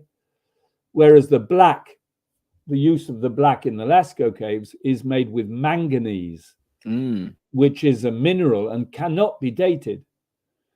And so the actual dating of the Lascaux caves and the cave paintings is just done by comparison of what's around it. Gotcha. Okay, but Lascaux caves is nothing like the stuff around it. It's very, very well. We always talk about the Lascaux caves, right? Who knows about the other caves around them? It's really quite astounding that Lascaux is a very, very specific monument. We could do another talk about this. I could go into this will be great. Very, very important stuff about Lascaux. Yeah, and especially the fact that the first animal when you go into the cave, the first animal painted on your left is a composite animal. It's a unicorn, a composite animal, an imaginary composite animal. Like a sphinx. Okay, it shows, it's a signature which shows that what this cave is about. All right, but I'd have to go back to that on a later date. It's too fair much. Enough. But here, what you can see is that above the Taurus, you have these seven black dots. 1, 2, 3, 4, 5, 6, or 6 black dots. 6 black dots. Just above the Taurus's neck, the bull's neck. All right. Interesting. This is huge also for like South America. When I was in South America, I was learning from the Bolivian Quechua. Their version of a zodiac astrology, they look at the dark spaces between the stars. That's a major. So that's interesting. Oh, yeah. Oh, that's interesting. Anyway, so perhaps the Pleiades were actually marked in the Lascaux caves. This is at the Vallée des Merveilles in southern France, where on this rock face, it would seem quite clear. This is a representation of that engraving, and you can see the 3 little dots down here. Okay, and this is the Pleiades seen by Hubble with these 3 dots going down here. So the Pleiades, and here we have the Sumerian things. Now this is very interesting. They're doing all right. They're Look, doing all right. All these representations, 7 stars, all right? They're represented. There they are. This, yeah. And, you know, again, with this symbol next to the sun, that's kind of like the Saturn or something, this U shape, this moon thing. Yeah, well, again, there'd be a lot to say about the Sumerian symbolism. Right. Okay, so you can find it on all kinds of ancient Sumerian representations, but I wanted to show you this one in particular. Yeah. Because this one in particular is on a Sumerian tablet. Now look at the shape of that. Look at you have the 6 stars in a circle and this one in the center. Yeah. And you can put that right over the Nebra sky disk. You get exactly the same representation on the Sumerian tablet and the Nebra sky disk. Right. Okay. And start to see Seal of Solomon in different kinds of shapes that can emerge, you know, the lines in between that are drawn. Yeah, no, of course. But basically, if anybody is doubting that this is the Pleiades, then, you know, they're quite clearly a representation of the Pleiades. Yeah. Okay. This is Maya, the mother of Hermes, who is the eldest of the Pleiades. And she was the eldest of 7 beautiful sisters.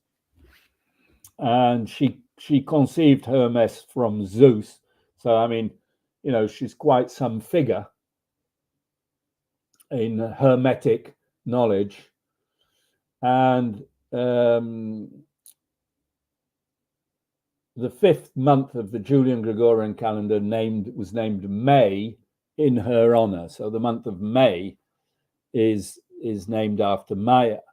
Now, this is very important because the 1st of May in Celtic calendar is called Beltane. It's 40 days after spring equinox. All right. Yeah. And begin spring breaks, right? The idea is that we get our spring, or, you know, if you're getting off at Oxford for spring break, it's because Beltane. Yeah, right. And the word maid, you know, a maid, maiden, and the word mademoiselle in French. Wow. Yeah. And maid, Mädchen. All this comes from May, which is because on the 1st of May, then the Queen of May was a young virgin. Now, this is all very interesting because the Pleiades were called the 7 virgins. They were represented as virgins. And the fact that we discover that these are stars that are being born, that they are kind of newly born stars, it's as if the ancients had clearly captured the energy, the pure sort of energy that was coming from these stars. And I thought this may interest. In the Maori language, Matariki is the name given to the Pleiades, and also the season which starts its return to visibility at the end of May, which is the beginning of the new year in the Maori tradition. A thought I had really quickly, just because we were talking about the Pleiades so much, is because you said, oh, there's 7, and they're like, oh, but here it's 6. And I just wanted to clarify for people in case they're confused. There's 9. But the thing is, in different like versions of it, like and they start to lose count. And so you see 6 eventually. But in a lot of these earliest versions, there's 9. And in the most recent like astronomical observances, there's 9.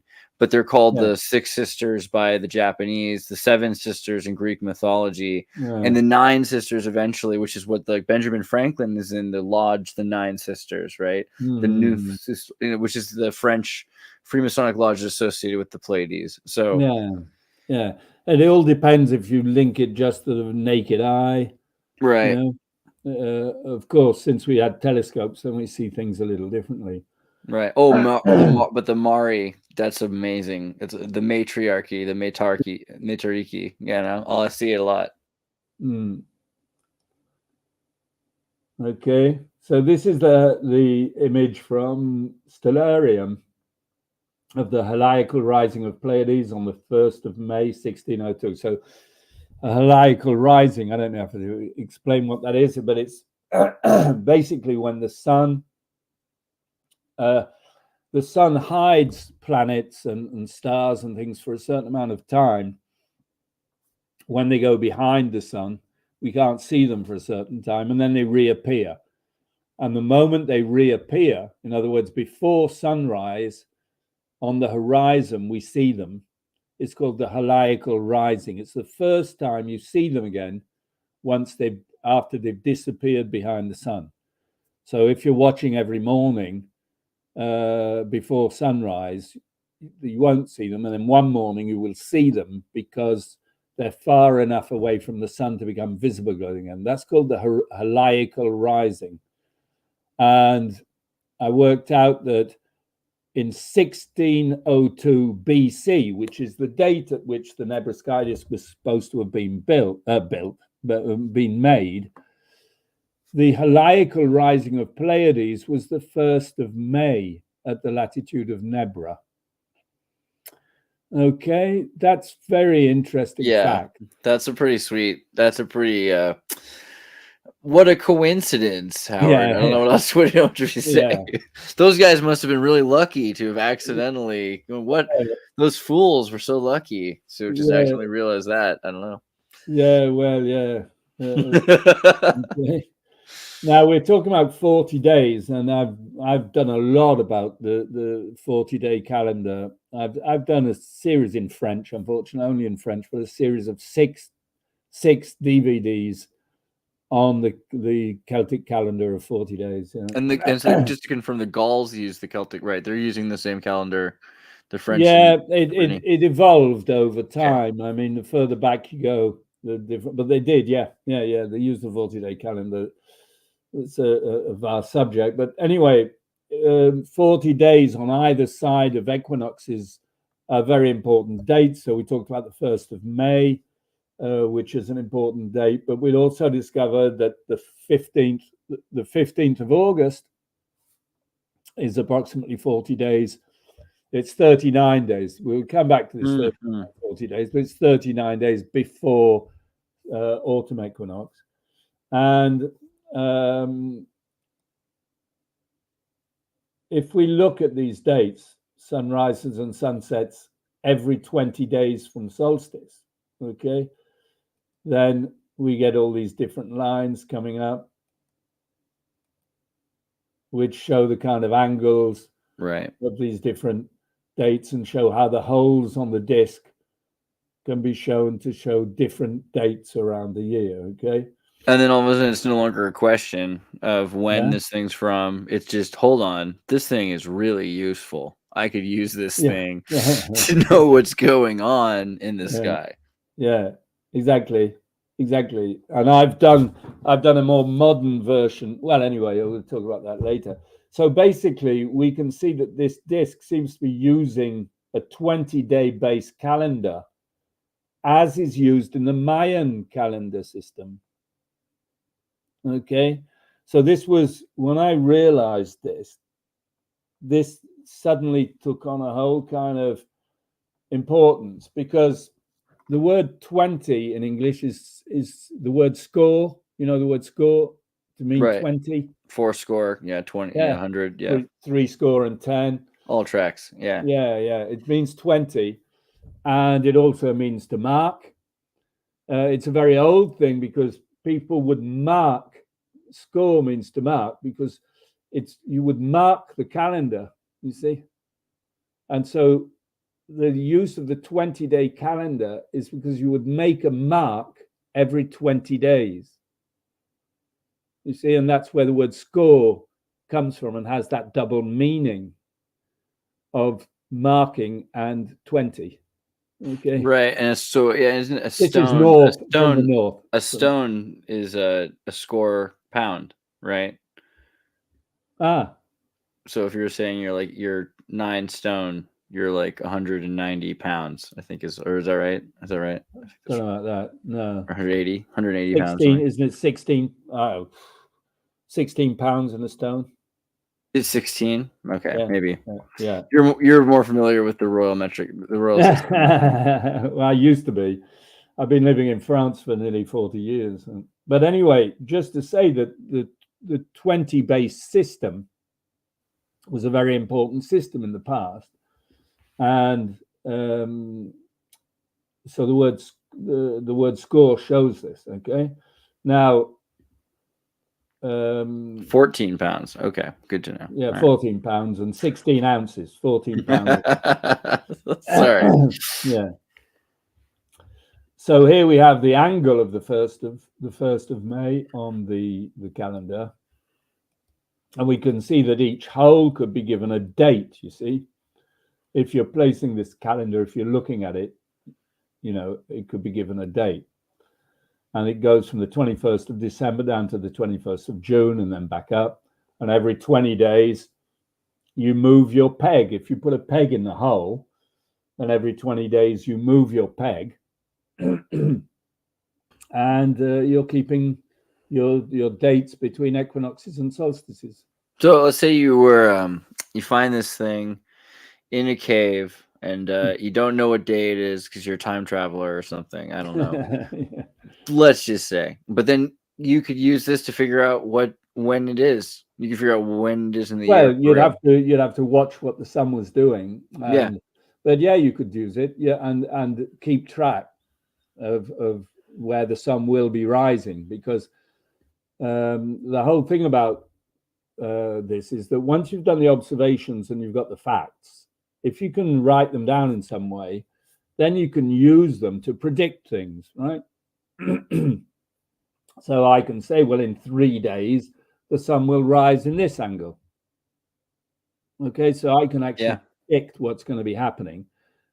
And that then the object then becomes something which is very, very important because it gives power. Somebody who can predict things obviously has some kind of power. Yeah. No. So observation is one thing, and writing down and managing to encode those observations in a usable way is something else. Yeah, and just being able to bluff. You're like, if I tell you what to do and you don't do it, and there's an equinox or there's an eclipse tomorrow. Well, I warned you. It's just like everything can be used in an evil or in an egotistical or well, I think it's in another way. Like they should. I think in China, for instance, they expected their government to be able to predict when the weather was going to be bad. They wanted you to know that kind of thing. If you knew that kind of thing, you could tell them that the sun's going to be blacked out today. Right, exactly. They'd really appreciate that. They'd probably pay taxes over it. Yeah, like today, you tell people there's going to be a big storm, so they all get ready for it. Yeah, of course. Anyway, we don't really know if it was used in that way, but it could be. It could be used for prediction. Okay, very practical. Now, what's this drawing showing? I'm showing the geometry here on this one. How the moon geometry here. There's very, very interesting geometry and measurements, and the moon diameter here is 13 centimeters. Now, I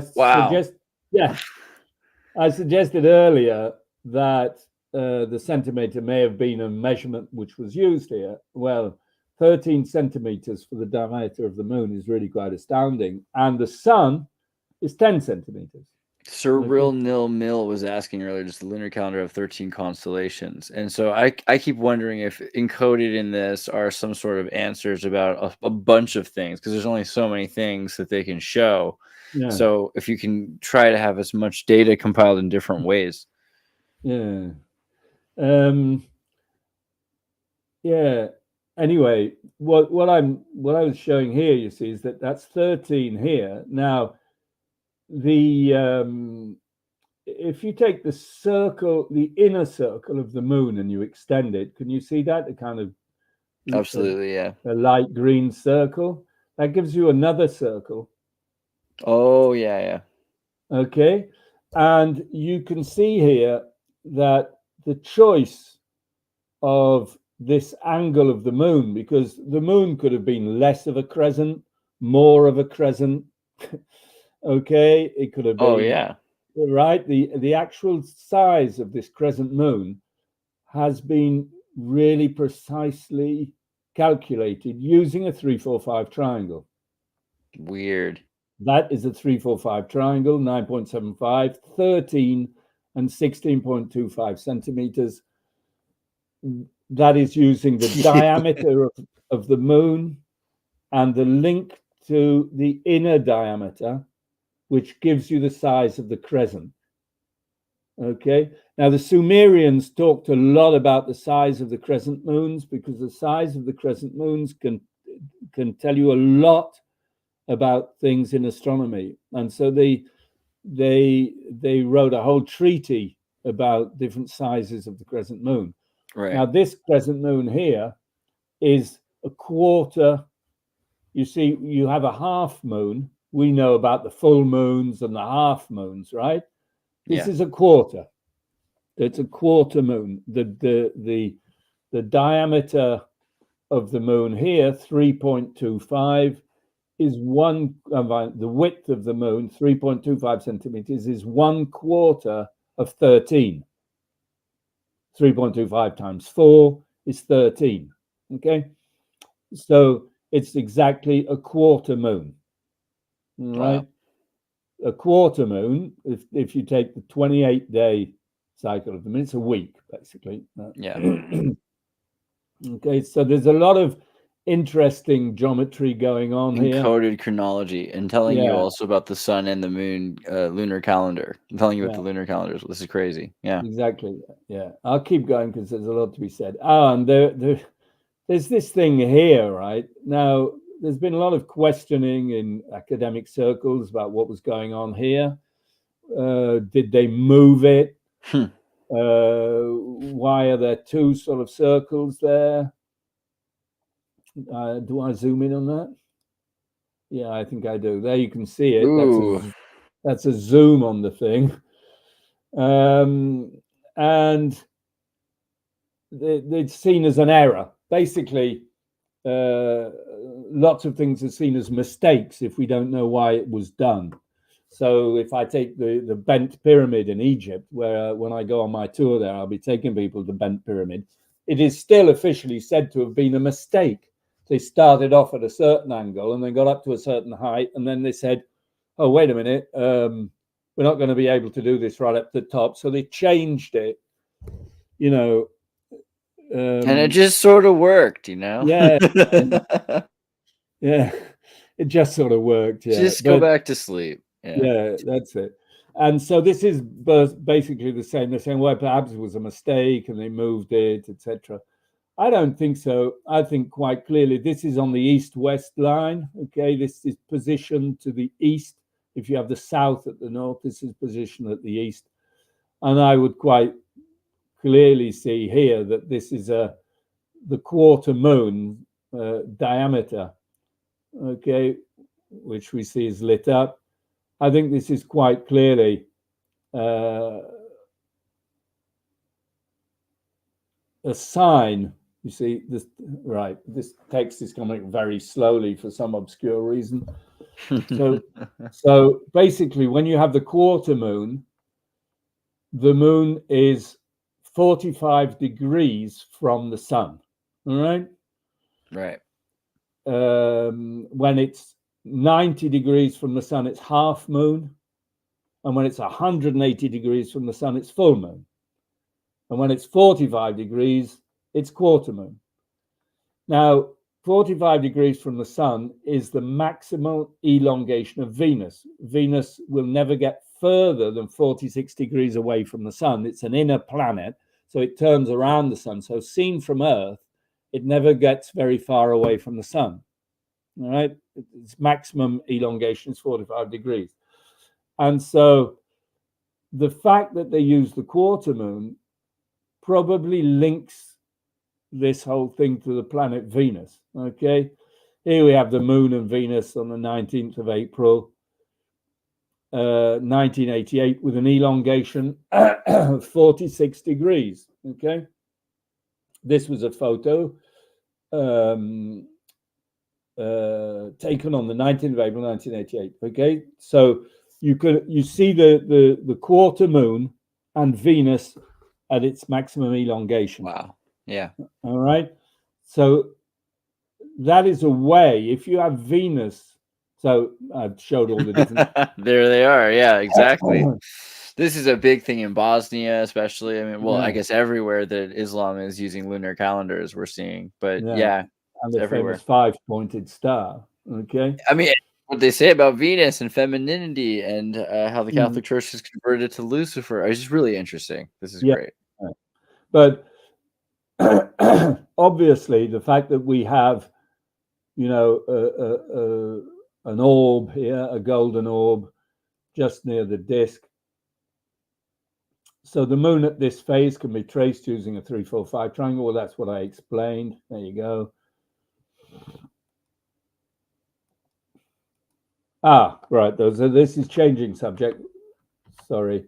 What I wanted to point out here is the fact that you have these two disks on the east-west axis. For me, quite clearly, that could be showing the full moon at equinox. Okay, which has always been a very, very important astronomical event.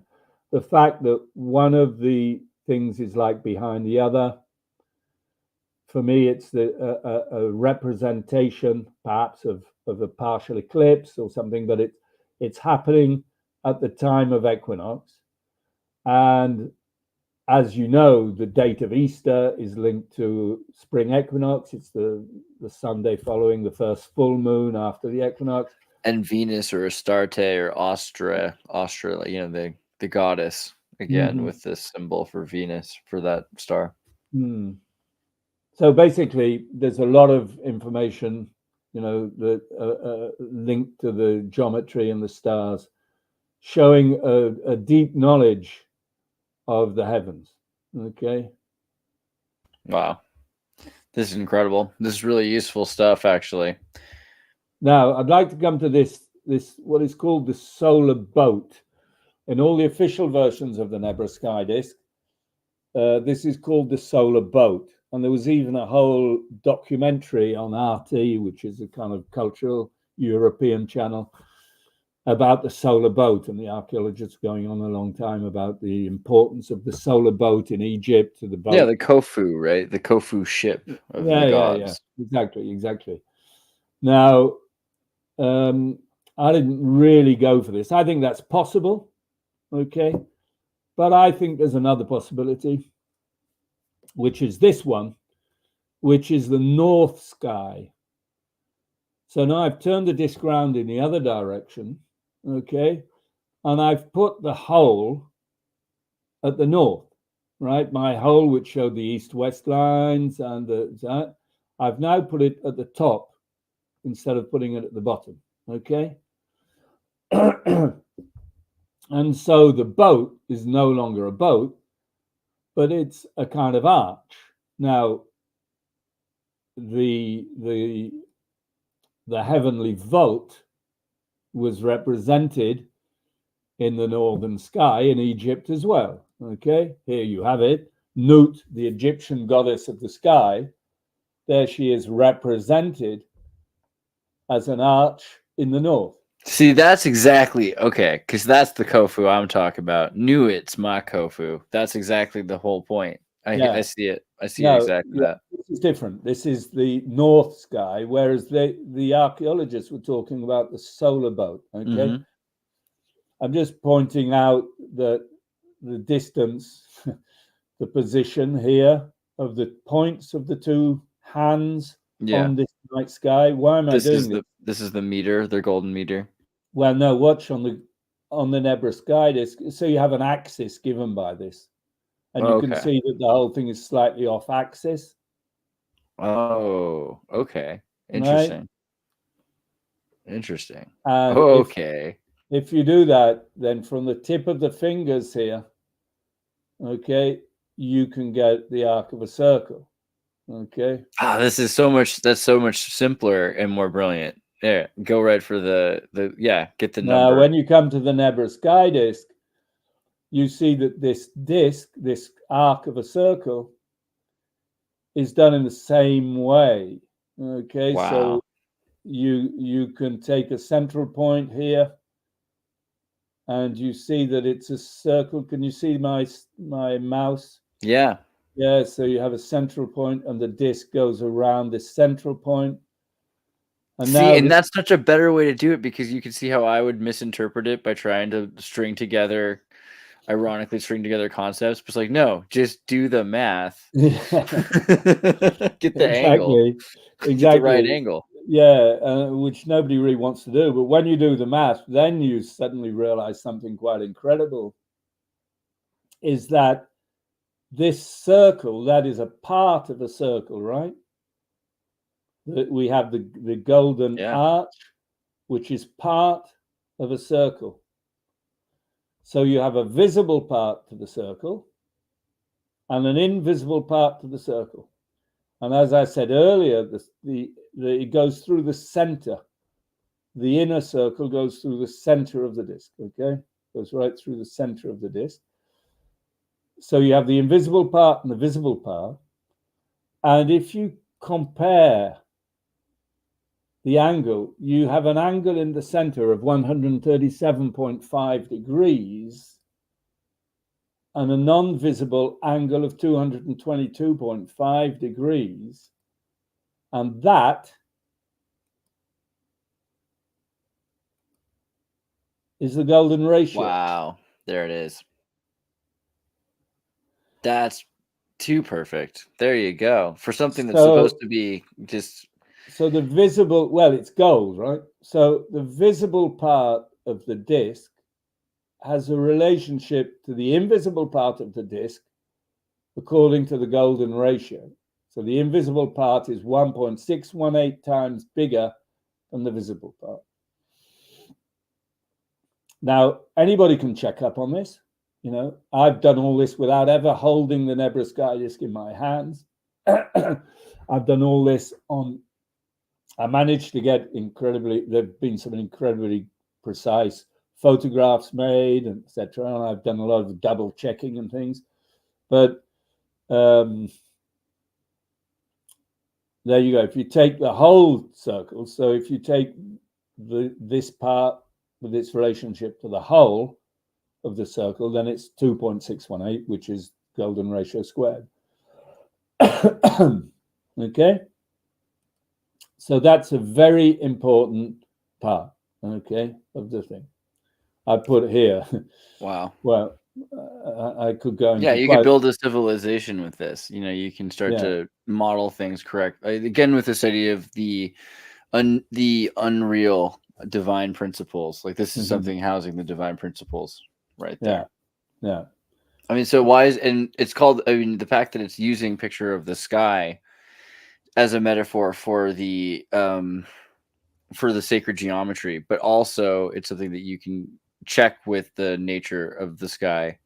That's incredible. I mean, this is something that's so real, so connected to our reality and to the divine principles in it. Well, I'm glad you're picking up on that, because a lot of people don't sort of manage to really connect to the extreme profoundness of this thing. Yeah, that's exactly right. This thing is freaking profound. Like this is holographically profound. It's very deep. Yeah, exactly. Layer upon layer. Yeah, exactly. Now I put a little calculation here, because by doing the geometry, you know, we have 13 centimeters again across here.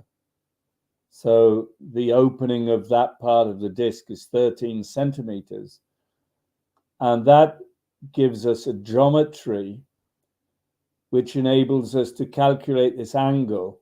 And I've discovered, in fact, that you can determine the golden ratio from these whole numbers. If you have a 13 by 23 ratio, 13 to 23 ratio, take the sinus of that, because this well, I won't go into all the details, but I'll just give you the result for anybody who's interested to look into it, how you can discover the golden ratio through whole number geometry. So I'd now like to talk about the measurements. Is that okay? Yeah, absolutely. And so if that's also, I was going to say, when you're done with that, is it all right? I'm going to bring on Crypto Alchemist to ask a couple questions before you go. Cool. I'm sorry to keep you for so long, but this is just so great. I appreciate it. And it takes time to go through things. Absolutely. So like I say, the diameter of the disc is 32 centimeters. Oh, that should read 12.5 inches, I think. So the circumference will be 32 by pi centimeters, which would give 100.53 centimeters. Okay, if you take the disc as 32 centimeters, which is the measurement given on Wikipedia. Yeah. Now, if it is exactly 32 centimeters, then they were using centimeters. No, right? Maybe it's not exactly 32 centimeters. If the diameter is 31.83 centimeters, in other words, 0.17 centimeters less. And you've speculated or hypothesized that this might actually be correct. Well, I've done different measurements. You see, like I said, you got 24 centimeters across here, and you have 21 centimeters here. So I've done different measurements around the disc, showing that it indicates that the diameter is more likely to be 31.83. But of course, I haven't had the disc in my hands, and some people, one guy who read my book on Amazon said he's just making this up. He's not obviously never held the disc, as if holding the disc would immediately reveal exactly what's in it. Right. I mean, this is a thought process, and applying a new number if someone finds out there's something slightly different, but the point is the same. Like, this is the conclusion we're gonna have to find this way. So to measure 1 meter, turn the disc once. Now, anybody who's ever done measurement, if you ever want to measure things over long distances, you always use wheels. Okay, you have a wheel, and you measure the number of times the wheel turns to measure any distance. You walk with the wheel, and then you get the measurement of how long you've walked. Okay, that's the best way to do measurements over a long distance. And so the Romans used the wheel as a measurement system. They had a thing called an odometer, an odometer, which was a kind of cart, and the wheel, when it turned, would turn a cog. And after a certain number of cogs, a stone would fall into and they would do all. I mean, we even revolutions, I would say, are revolutions per minute or per generations are really. Okay, and if you want to encode a length, it's much better to encode it on a disc than on a ruler. If you encode it on a ruler of this length, then if in 1,000 years a bit of your ruler has gone missing, right, then your measurement length is wrong. If you encode it on a disc, then if part of the disc goes missing, you don't lose the measurement. You only need a small fragment of the curve to be able to reconstruct the measurement.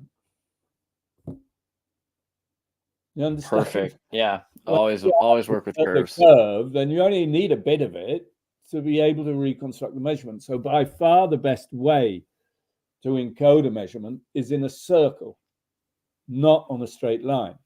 I mean, it's useful on a straight line if you want to use a ruler to measure things. But if what you want to do is encode a measurement, then on a circle, that's the best way to do it. And that's what they did at Stonehenge. And if you watch my videos on Stonehenge, I'll show how the meter length was encoded on a circle in Stonehenge, exactly the same way. And also at the Rollright stones, and also on different megalithic sites, the meter length is encoded in circles, right? So I've got lots of different examples, it's not just one. So the fact that it was on the Nebra sky just came as no surprise to me.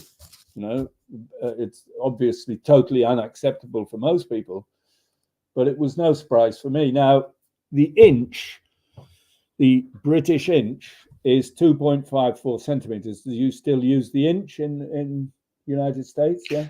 Agenda 21 in California. We're definitely more metric than any other part of the country. But yeah, I mean, the inch exists still. Yeah, okay. So I think the inch existed also at this time. Do you know why? Why? Do you know how many inches are in a meter? What would it? Not off the top of my head. I can't think of it, but probably like 93 or something like No. that. Or what is it? No, 39. 39. Okay, right, yeah. There are 39 holes around this disc. Wow. The inch. And those holes aren't exactly on the edge, right? They're slightly inside. So each hole is separated by 1 inch. Right? The inch is such a weird measurement, right? Like, Yeah. what's the inch even about? Well, I've shown. If you watch the videos I'll be posting about Karnak and the Pyramid Plan, I'll show you how the British inch is present in Egypt. It's directly linked to the Royal Egyptian cubit. So, like, it's a divine measurement.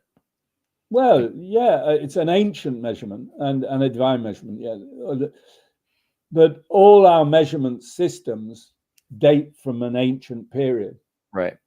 Because nobody in their right mind would dare invent a measurement system. You know, I mean, anyway, I'm quite convinced that all the measurement systems are ancient things which explain different things and are used in different ways. Okay, so 39 inches is 99.06 centimeters, and that is the circumference of the disc where the holes are. Right? Perfectly. So the holes are separated by 1 inch. The sun measures 10 centimeters, as we saw. The moon measures 13 centimeters. The rectangle of the solstice is measured 21 centimeters, 28 centimeters. Okay, so there are lots of elements on this disc showing that the centimeters were used. I think I'm going to go past this. This is about the moon and the major moon. It's a more complicated notion, but it just shows that the extreme positions of the moon, for me, were quite clearly well shown on this disc. Right. And this corroborates the idea that it's aware of the 19-year cycle, the 18.6. Not the same thing. Oh. No, the 19-year cycle is the Metonic cycle, which is a cycle over which days, years, and the moon cycle link together. But the moon's the 18.6 year cycle is a different cycle, which is not known at all by people today. Interesting. Apart from astronomers, I don't know if they really astrologers. I don't know if they really know about it, but it's the duration of the rotation of the Earth, of the moon's orbital plane. So the moon is inclined with respect to Earth's orbit around the sun. Just let me tell you this: I don't think that the moon is our moon. Of course, yeah. It doesn't go around the Earth's equator. It doesn't fit at all in our reality. Well, it doesn't go around our equator. All moons go around their planet's equator. Okay, our moon does not go around our equator. And it's super huge for proportionally everything. But it goes around the sun, right? Yeah. So the Earth and the moon are a kind of complex double system, which together go around the sun. All right, but saying our moon is a moon is not at all the case. Anyway, the moon's orbit is inclined by 36/7 degrees with respect to the ecliptic plane. I'm giving that in a whole number system, 36/7. Do you realize those numbers? That is the exact angle of the inclination of the orbital plane, showing that's a very good example of how whole number systems are behind all cosmic mechanics, right? Wow. Yeah. 36/7. The Sumerians, obviously knew when they chose their number system, they knew about the basis of cosmic mechanics. Right? And this was given to them by the gods, right? Who must have known about cosmic mechanics.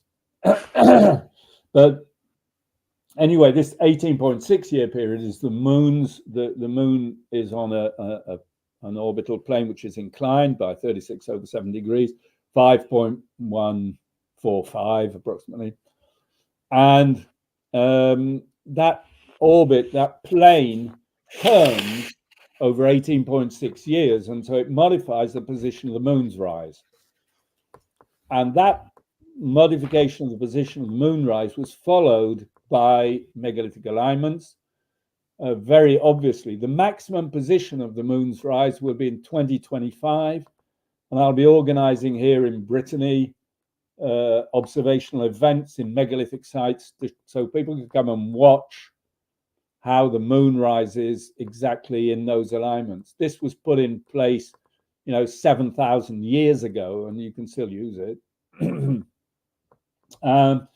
But anyway, those extreme positions of the moon are marked by the golden arch here, okay, which the moon's extreme positions go right through the tip of the arch, and then they also go through dots. So, but that's rather more complicated. Amazing though. So like even things that we've forgotten, this knows it all. But I definitely wanted to base, why are there 39 holes? This is the big question. Why 39 holes? You don't punch 39 holes around a circle by chance. So first let's place the north at the top, as I've already done. Now I'm going to show you how you place 39 holes around the circle. And you can do it using a 3-4-5 triangle. Would you believe this? This is true, right? So as you can see, I've placed from the center a 3-4-5 triangle with one hole here, and you can see it goes straight through this hole here, right? There's a hole there, it goes straight through that hole. So then we'll turn it again, up, goes through this hole here. Okay, and then we'll turn that triangle again, and it goes through this hole here. And so, again, now it doesn't go through this hole here because that's the principle that was used. But at the bottom here, because of the moon and different things they were showing, they put the holes in different positions. But I'll come back to that later. And what I'm doing here is showing you, it works the other way. If you turn the holes in the other direction, then you get the hole here. Okay. Now, holes 4 and 24 and 5 and 25 are the only holes exactly opposite each other on the disc. Okay. Which shows that the 3-4-5 triangle seems to have been used to position them. Okay. Why was this an adjustment made for the moon? Okay, so let's go back to the tracing. And we can see here how if you use this 3-4-5 triangle, you get 9 segments of 4 spaces, 36 spaces, plus 3 spaces, 39. Okay, so you have 3 spaces left, 1, 2, 3. Okay. But if you keep going like this, you can keep going and going. And you can use the triple square, which has half the angle of a 3-4-5 triangle. And if you keep turning it, you will discover that 360 divided by 39 is 9.23 degrees. And 9.23 degrees times 2 is the angle of a triple square.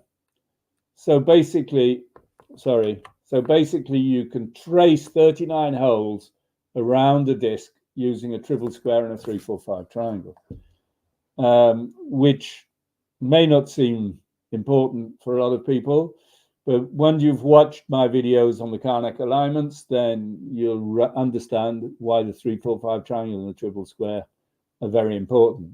Now, the planet Mars under 39 holes, so you can get an opposition of Mars. The opposition of Mars is when you have the sun on one side and Mars directly opposite. So basically, how do you see that? It's at midnight, solar midnight.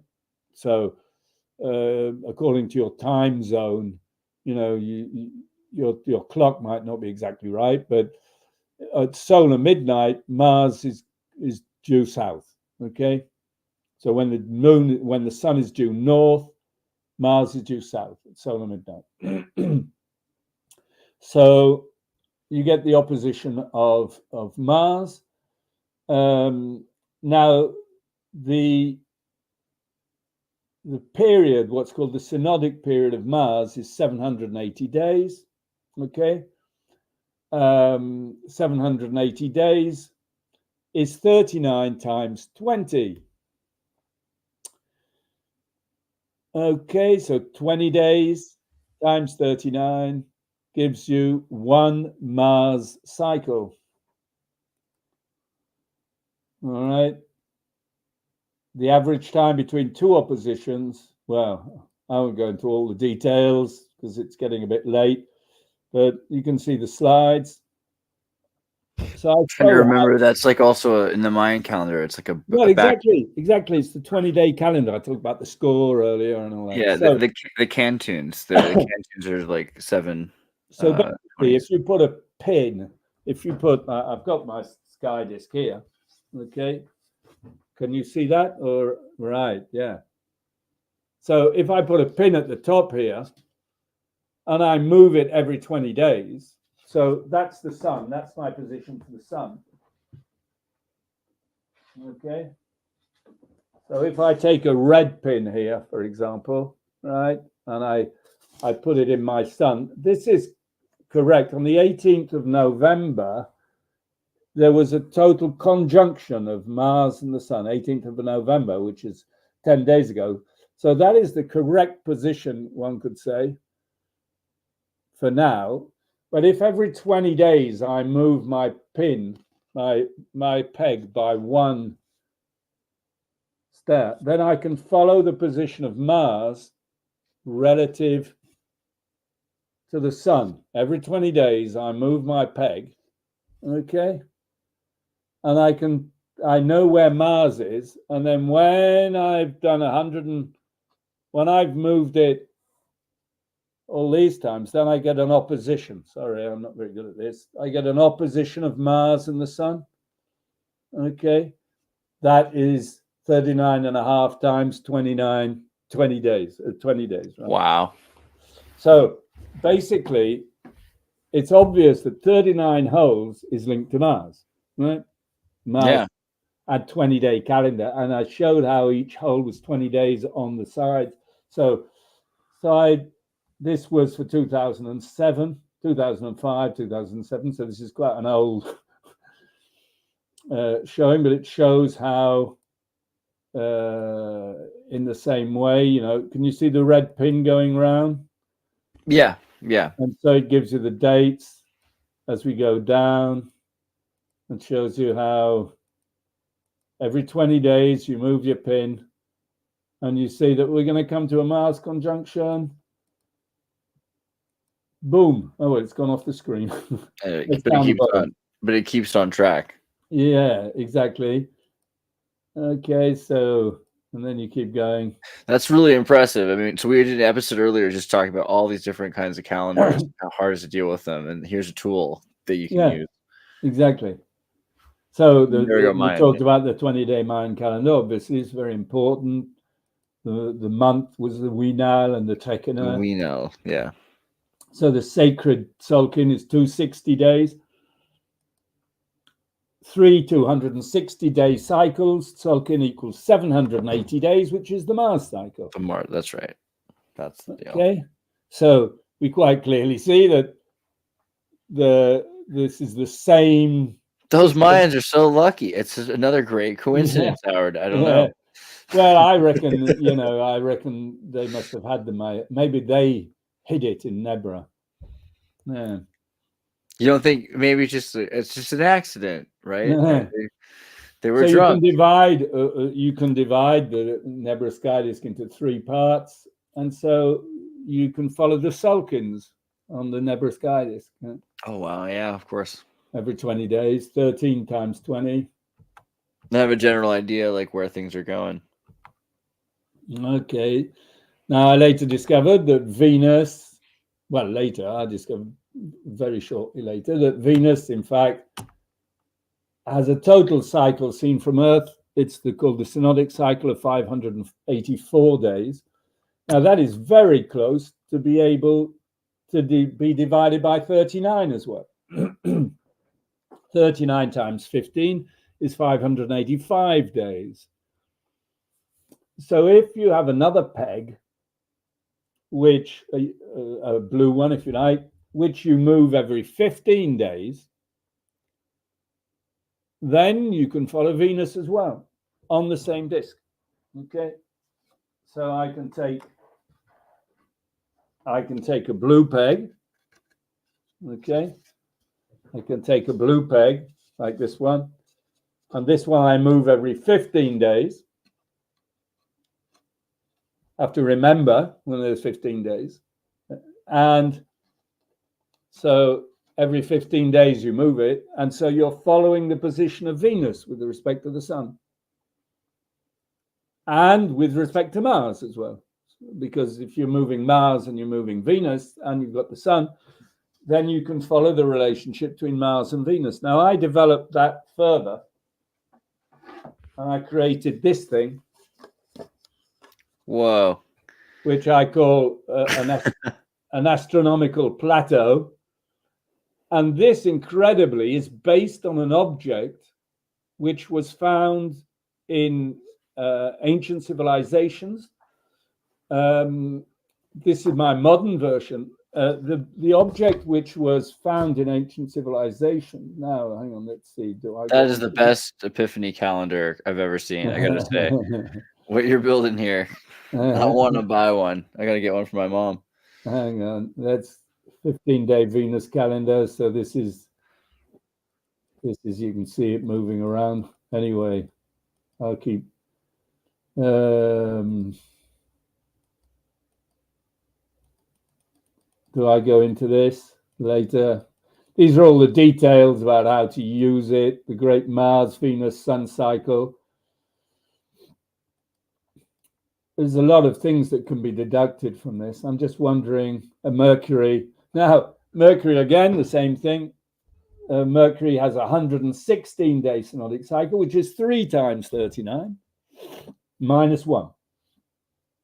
So all these cycles seem to be very close to 39. Mars is exactly 20 times 39. Venus is 1 day off, 585 days, and here we're 1 day off on Mercury on a shorter level, so it's less than 1% on a shorter distance. But by advancing a peg every 3 days, Mercury will go around the disk in 117 days. Now in Greece, Mercury was called Hermes, Trismegistus or Hermes, 3 times great, which is really quite interesting, I thought. And so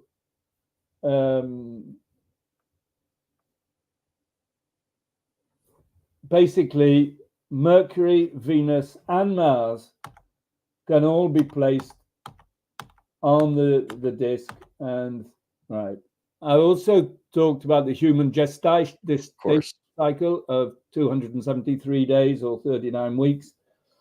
Now, you may have read about that in Scott Onstott's work. No, I have for sure, but also just thinking about the Mayan calendar. I told him about that. Oh, really? Yeah. Oh, that's super based, man. Many years ago, I told him about. Wow. Okay, that ties a lot of things together. Yeah. He never cited me, never said where it came from, but yeah.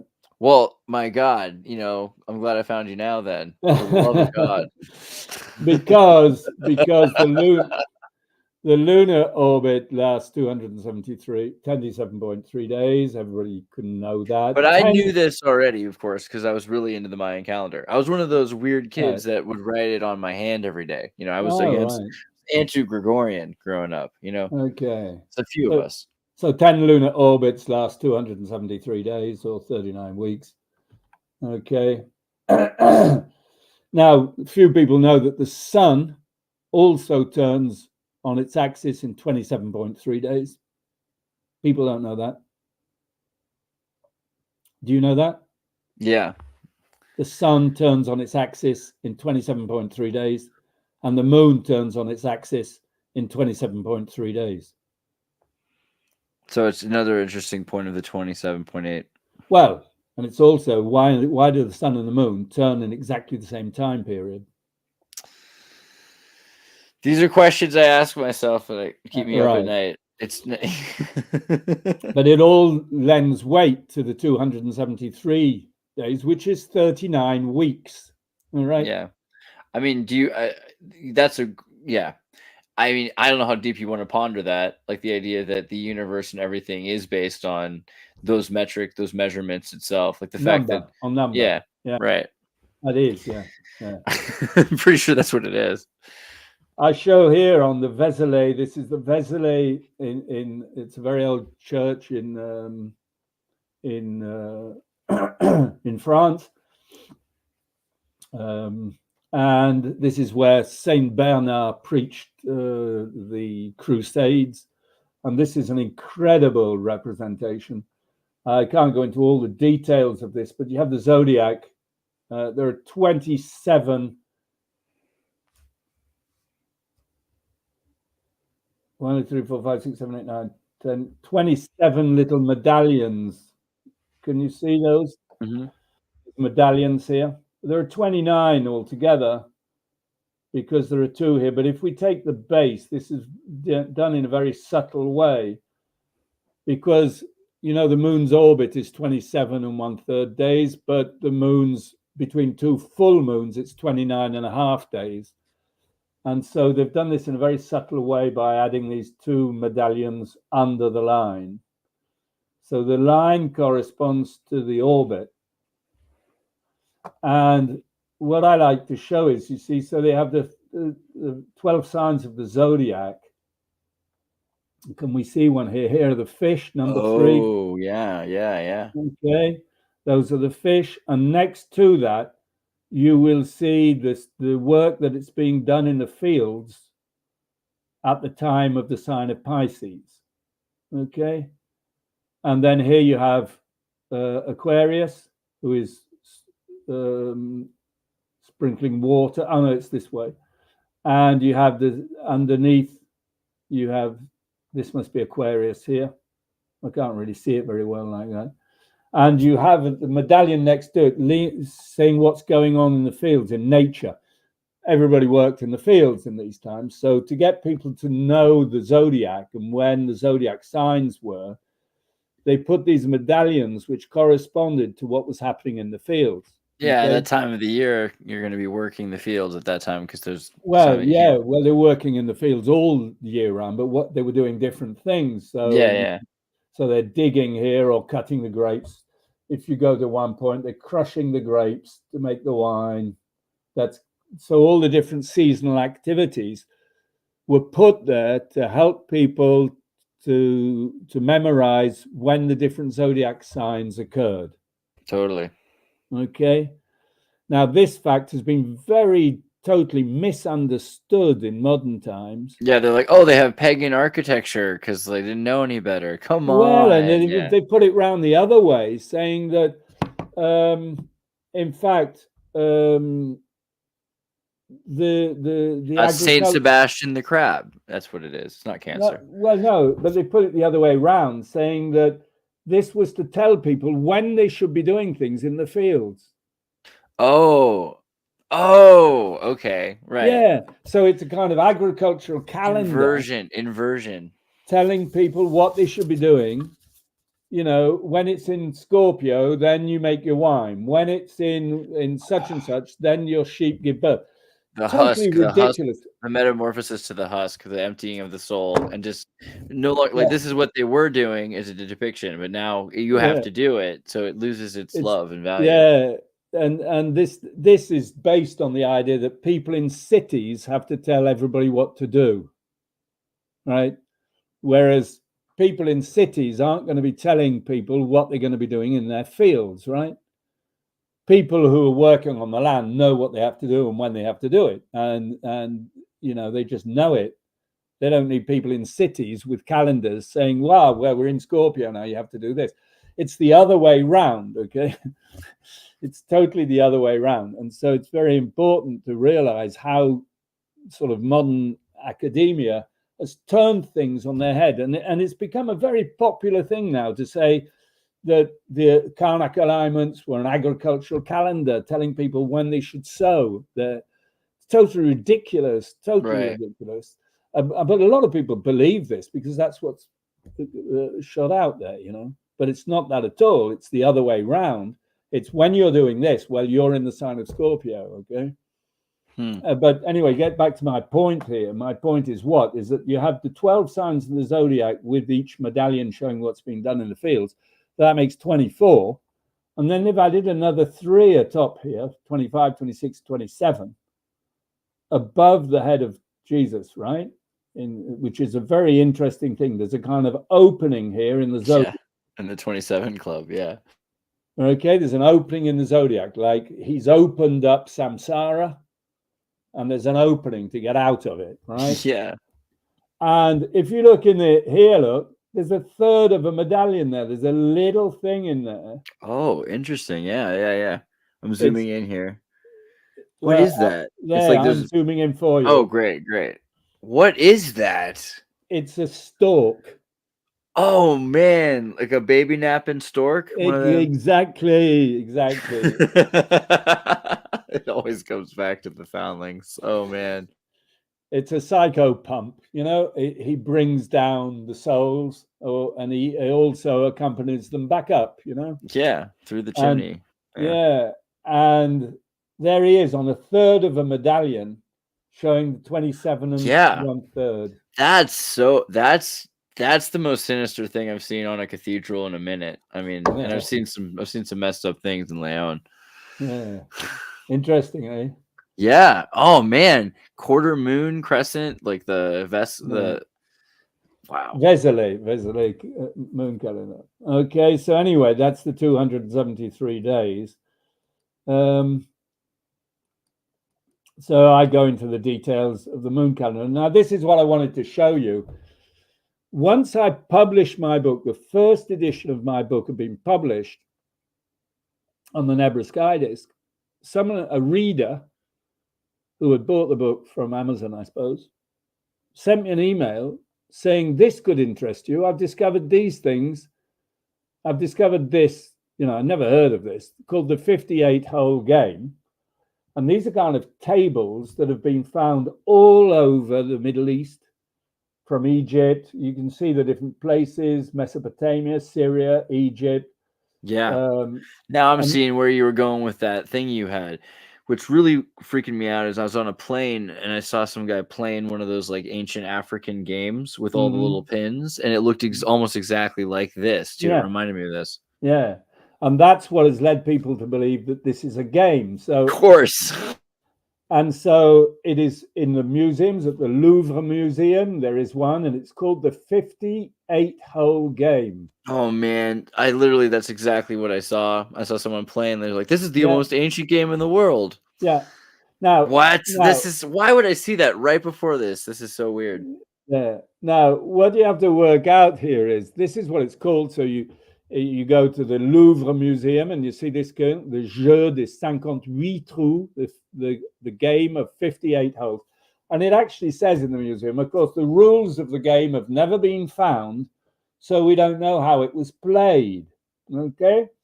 Right. Now, there's multiple ways people have started to come up with these. The first thing I'd like to point out here is that there are 59 holes on these boards, not 58. Huh. Yeah. So this thing's called the 58-hole game. Is it 0 and 58? But you only have to count the holes to realize there are 59 holes. So we're going back to the same thing as the stairs up to Versailles. Right? 100-step 59 game. holes around this disc. And why do they say 58 holes? Because they don't count the big one. Okay? Yeah, the 0, the goal. There's hole. A big hole at the top here. The goal, yeah. Yeah. And that big hole is the 59th hole. Now, why is this important? Because 59 is 39 plus 20. And in fact, if you look at this, you have 39 holes around the board and 20 holes inside. Oh, what's 13 times 3 again? 39. just making sure that we're still living in that world, you know, because of the whole 13 and 20 with the Mayan calendar thing. It's just so perfect.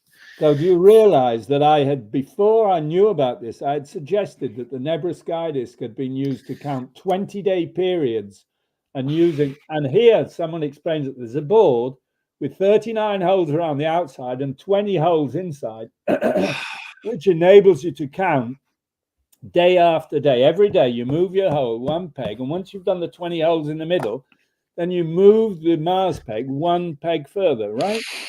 I just have to do a Macaulay Culkin for a second. This is, yeah, right? Yeah, absolutely, So absolutely. That's what got me to develop this thing. Yeah. And I realized that it can be used to follow all the planets in the solar system. Okay, using this board, you can follow all the planets in the solar system. And of course, you can follow the moon, because we just saw that between full moons, 2 full moons, is 29 and a half days. Mm-hmm. So if you take 2 full moons, how many days is that? You said it was 29 and a half full days, you said? And if you take 2 full moons, that's... So it's 59 days, you're saying? 59. Yeah. Like the number of holes around on the board. Okay. Yeah. We're going right back to a full 59 revolution. So the number 59 becomes extremely important. It's 2 full moons. Right. Now, in all the ancient calendars where they're based on the moon, they always alternate between 29 and 30 days, because 29 and a half days. So 2 months is 59 days. Yeah. So all these, basically this board, with all these boards you can see, which are used all over, enable people to follow the movements of the moon, the Venus, Mars, Mercury, and to see exactly how they related to each other, So if I show this thing, this one isn't up to date, but, I do actually have a thing. I have a thing on Facebook where you can actually check up the position of all the different dots, but it's in French. But so you can put these different planets, you have to position them according to their correct place at the beginning. And then you have the pegs in the middle that you move, and then you can move it. So you can follow basically with this board every day by moving your different pegs for Mars and Venus and etc. You can follow the movement of all the system, the planets in the solar system using that board with the numbers 20 and 39 added together make 59. Wow, that's incredible. Yeah, it is, isn't it? It is incredible. And then just call it a freaking game. Just go back to sleep, kids. Just stop going to school. It's a game. That's all it is. Well, it might be. It might have been. I mean, I'm sure you could use it for a lot of things. Like, and of course, if you were studying this, you don't have a computer. This is your computer. You are the computer. You're going to be doing all kinds of stuff with this thing. Exactly. But I think saying it's a game is interesting because it's like we're playing with you right now. Well, it's also, you were saying it's a computer, but what do people do with computers? They play games. Absolutely. Yeah. You give them incredibly sophisticated machines that are capable of all kinds of things, and a lot of people play games with them. Fundamentally, yeah. So of course, I'm quite certain that people will play games with these things, But I think initially it wasn't a game at all. Initially, it is a very hidden secret. Now, on these ancient things you see that have lines linking holes here and lines, I don't know what those little lines mean because we don't have the instructions, and there's still stuff to be discovered about all this. But I'm seeing some Kabbalah references right in that separate, but there's a lot that could go on with this. Yeah. So there you go. So that's the end of the presentation. So wow. Numbers, geometry, astronomy, the disk of everyone's going to need to look into getting his book, and you're going to probably want to get, I mean, even if you just get the French Facebook, you can use Google Translate. We're living in the AI future, so make sure you're looking into more of this because he had to skim through so much of that stuff just to give you like a taste of. Well, I've got 2 Facebook pages. One is the first Facebook page I had in French, and then I've got another one which I do especially in English. Epic. But people can subscribe to that because for the time I've just created it, so there's not a lot of people on it for the moment. Let me also, is it all right? I'm going to bring on Crypto Alchemist right now here as well. Hey, what's up, Bernie? How's it going? Bernie, nice to meet you, Howard. Been listening in the back, just absolute brilliant amount of information and deciphering you've been doing with these artifacts and stuff. And I just wanted to briefly show you the Ferrum Foundation's geoglyphs work with the Karnak site and the Karnak stones, because it adds into this astro geometry, as you call it, and a bigger just mapping system that they're using with these megaliths and from the sky. Okay. Do you want to do a screen share? Put up a thing. I'll present it here. Boom.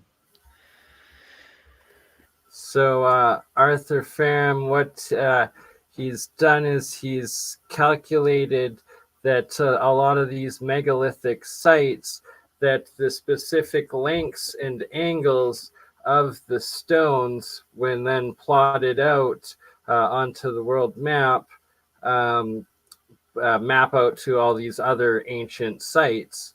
And also, as you've shown, they all have these the cycles with the moon, the sun, the eclipses, the solstices, and the equinoxes, and everything.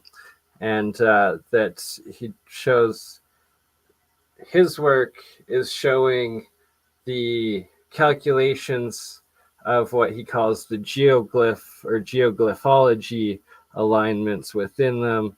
And it's way too much for me to try to explain right now or cover, but I'll post the link for you. And you so if you're at Karnak, that if you visit the site regularly, I have seen this. In fact, I have seen this. Yeah, I have read this. Yeah. Nice. Yeah. Just maybe potentially be able to verify or like the different measurements that he uses and stuff. And I did read it. Yeah. Very often he uses just 2 stones as an alignment. And of course, if you have 3,000 stones, in a stone alignment, and you take 2 stones and get an alignment from 2 stones, you can do whatever you want, right? Exactly, right. You can do whatever you want. So you should really always have at least 3 stones aligned. Right, triangulation. Triangulation, yeah. Well, or just 3 stones in a line. If you have 3 stones in a line, then there's less chance that you're making that up. Because if you have 3,000 stones in lines and you just take 2 stones and say twice is a coincidence, thrice is more than a coincidence. Well, twice is your choice. Yeah. You choose 1 stone, another stone, and you link them up, and that's your choice. If you have 3 stones aligned. Seeing like you're covering the main thing that's always kept me too, is it's like we need someone to actually be able to like go out and measure what he claims are like these specific measurements, and then it's like verify that he isn't just like choosing random stuff that works out, but that it's actually there, and like that's these different distances are built into these alignments and stuff all over. Yeah. Well, what I did, I mean, obviously. Because I've been living here, you see, for nearly 40 years, so I've been doing all the measurements with using theodolites and lasers and all sorts of things. So I haven't just been using Google Earth. I've checked ever such a lot of stuff physically on the ground, and because you're saying that you're going to do some like events with like is it the equinoxes or the solstices? Solstices, eclipses maybe as well, because I do alchemy myself, and a lot of the ancient alchemy texts, they value the positions of the different planets, the moons, and the cycles of them with their different processes of it, and that what you're doing is something that I myself really want to get into, and gotta get you back and do a full episode on just the astro geometry aspects that you do. Do you know the book, the alchemy book? It's called in Latin Mutus Liber. The Mutus Liber. It's a book with no words. It's just pictures. Mutus Liber. Yeah. Ooh. Do you know that book? I think I've glanced through it, but now that you remind me of its existence, I'm going to have to do an in-depth deciphering of it, because it has a lot of plates. It has a lot of plates in it which give indications. And there's one, you see, you have the sun and you often have the moon. It's a very, if you're interested in alchemy, I love ancient comic books about alchemy. Very interesting. How I interpret it is when it's the sun, I use a gold, and then when it's the moon, I use silver. Or if Mars, right, then I'm using copper, and I use into electrolysis experiments, and exactly what you're talking about, and that indeed it's encoded advanced science aspects within these images. It's actually mind-blowing stuff. Hello. Oh yeah. I think it cut off a bit. Yeah. Oh yeah, he might have gotten frozen. Sorry, I muted myself to let's. Yeah, I was just saying that in the Mutus Liber there is one thing where they're getting the there's one image where they're getting the dew from the sheets. You know, the idea where you put the sheets out in the fields on a certain day, and that the dew from goes on the seats, and then they ring. Ah, there it is. I can see it. I was there in your previous image. This one? No. No. You had a whole load of images came up, and it was down the bottom. Ah, there. So that collecting one. Yeah, that one. The dew, no, they're not that one. getting the essence of the plant. That one. This yes. one, is it? Okay. Yes. Look at that. Oh, you see, yeah. they're wow, yeah. They're getting the dew from the sheets. They put the sheets out to get the water from the sheets, right? And that water is impregnated in some way with certain qualities linked to the specific day of the year. Okay. Yeah, can we see at the top what states the sun and the moon they have them as? So they're full moon. No, but come down into the middle and look what you can see in the middle. What do you see in the middle? The bull and the cow. The bull and calf.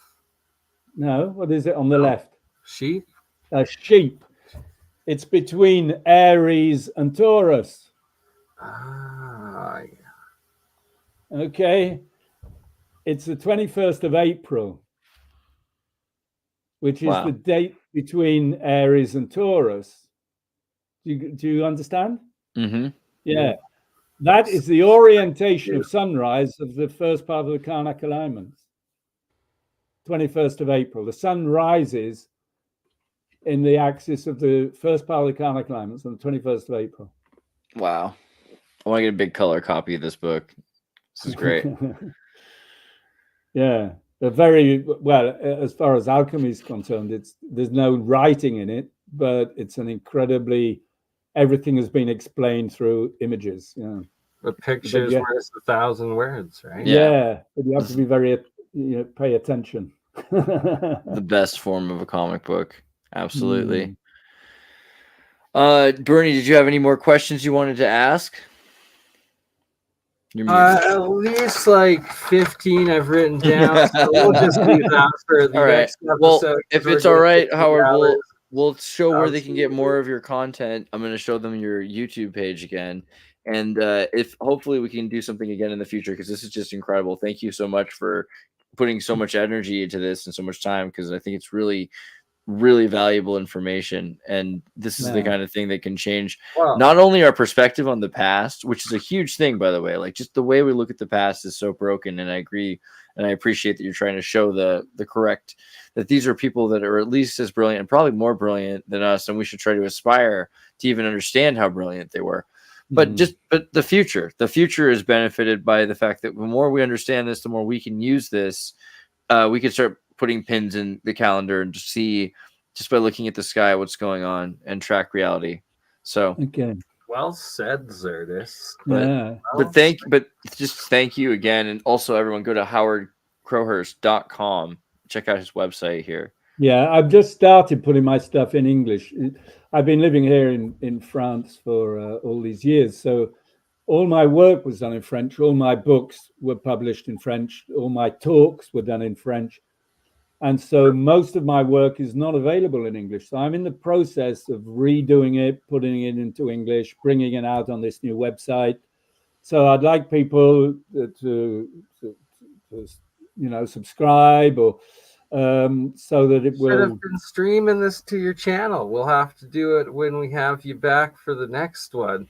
And just for a recap, you showed that the Nebra sky disk was an odometer that was both encoding using inches as well as a meter, as well as a super advanced, well, if you have the meter, well, yeah, exactly, the centimeter and the meter within it. And then a super advanced astral calendar that you could track the moon, Venus, Mars, and the sun with, and basically it shows incredibly simply, because the simpler things are, the closer they are to the source. So how about this idea? Could the Nebra sky disk be just one disk that would be played in that, was it the Antikythera machine that was found off of Antikythera machine? Yeah, there we go. Sorry, can you pronounce it? Like, Antikythera machine, yeah. You can see it. I've done a lot of work on that, which I've never published. All the numbers, because the Antikythera machine does exactly the same thing. It takes whole numbers, because they're all cogs with numbers, a number of cogs, so it's whole numbers. And they integrate. Could it play within it? I bet you potentially. And they get all the different cycles of the solar system. So it shows that all the cycles of the solar system can be shown with great precision using whole numbers. And this is the I started talking about this, but it's the whole problem with modern science and mathematics, is that they're all based on the real number system, what they call real numbers. And real numbers do not exist. Whole numbers exist. Rational numbers exist. But what they call real numbers do not exist. Like pi is an irrational number. It doesn't exist. It's a geometry. It's exactly, but as a number, putting it into a fractal, it exists as a relationship, but not as a number. And modern mathematics and science has tried to fit all these things into one system it calls real numbers, and the whole thing is a lie. Right. The whole thing is a lie. That's How does any junior higher sleep at night when they ask them to learn math and they find out? Right? Yeah. It's worse than Santa Claus, real numbers, I gotta say. Yeah. Well, Norman Wildberger, if you go on my Facebook page, you'll see I've done a clip from Norman Wildberger where he talks about this problem, and it's really, really well said. Very well said. He would like to change the whole mathematical system and replace it with Sumerian system. Yeah, we need to at least run that. Oh, there's the article on that's the thing found in Sumeria. This sort of machine that accelerates water. Ancient Sumerians and underwater. Thank you for bringing that up. I really wanted to get a recap of this. I'm going to shut up and let you explain this. So it's an advanced machine that is also just a giant terraformed building that they found in Sumerian. Yeah. That's Sumerian. What country? And it has all these details in it. You see, like you have the details of that hole. You have a bridge. It's the oldest bridge in the world. This thing here, that's the oldest bridge in the world. Wow. But basically, what they say about this is that there's a hole in the middle between the two boards, and that hole is an invention which was made in the 20th century to improve the functioning of the Venturi effect. And so that the archaeologists were just mind-boggled by what they discovered, you know. And when you read the text, you know, they say, what's going on? Advanced canal system, essentially. No, it's not a canal system.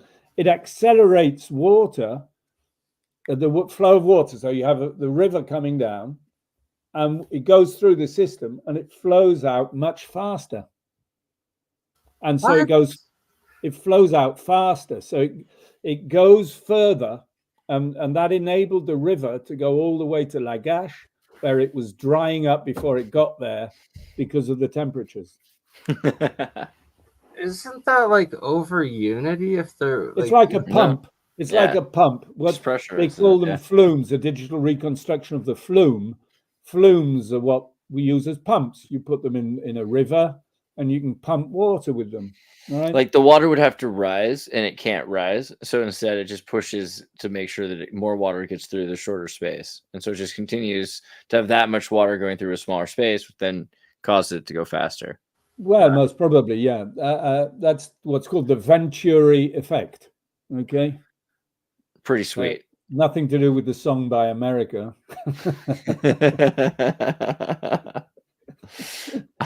I like that one. That's a different effect. Well, Howard, I really appreciate the time you've taken, and thank you for answering some extra questions. And everybody, if you want to, make sure you follow, subscribe. Howard Crowhurst also on Facebook as well as YouTube, and you can find some of these articles and everything else. And yeah, go to his website, howardcrowhurst.com. Look for the books, even if they're in French. You can. I've got all now. in Yeah, I came to New York in October.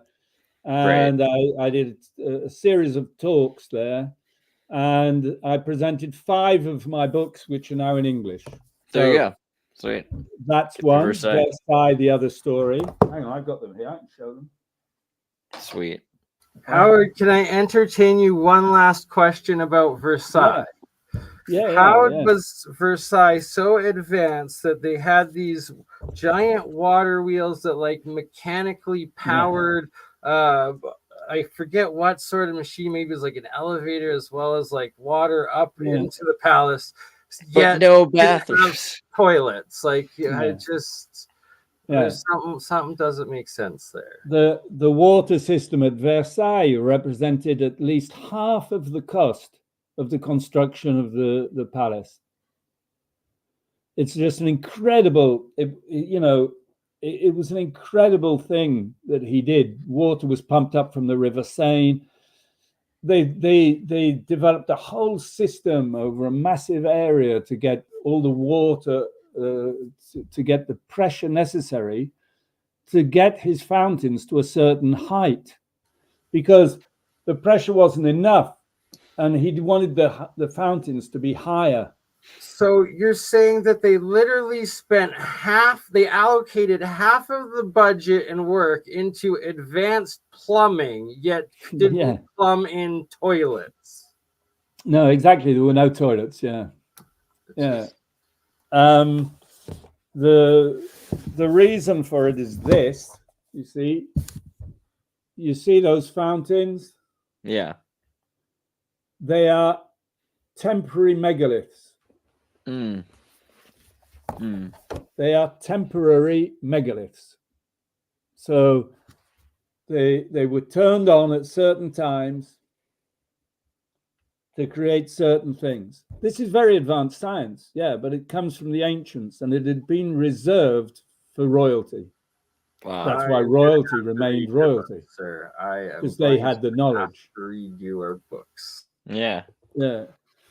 I was just showing the book. So there's this book called The Megalithic Plan, this is my kind of major work. This is a very big book. It's 440 pages. Oh, and there's color photos too.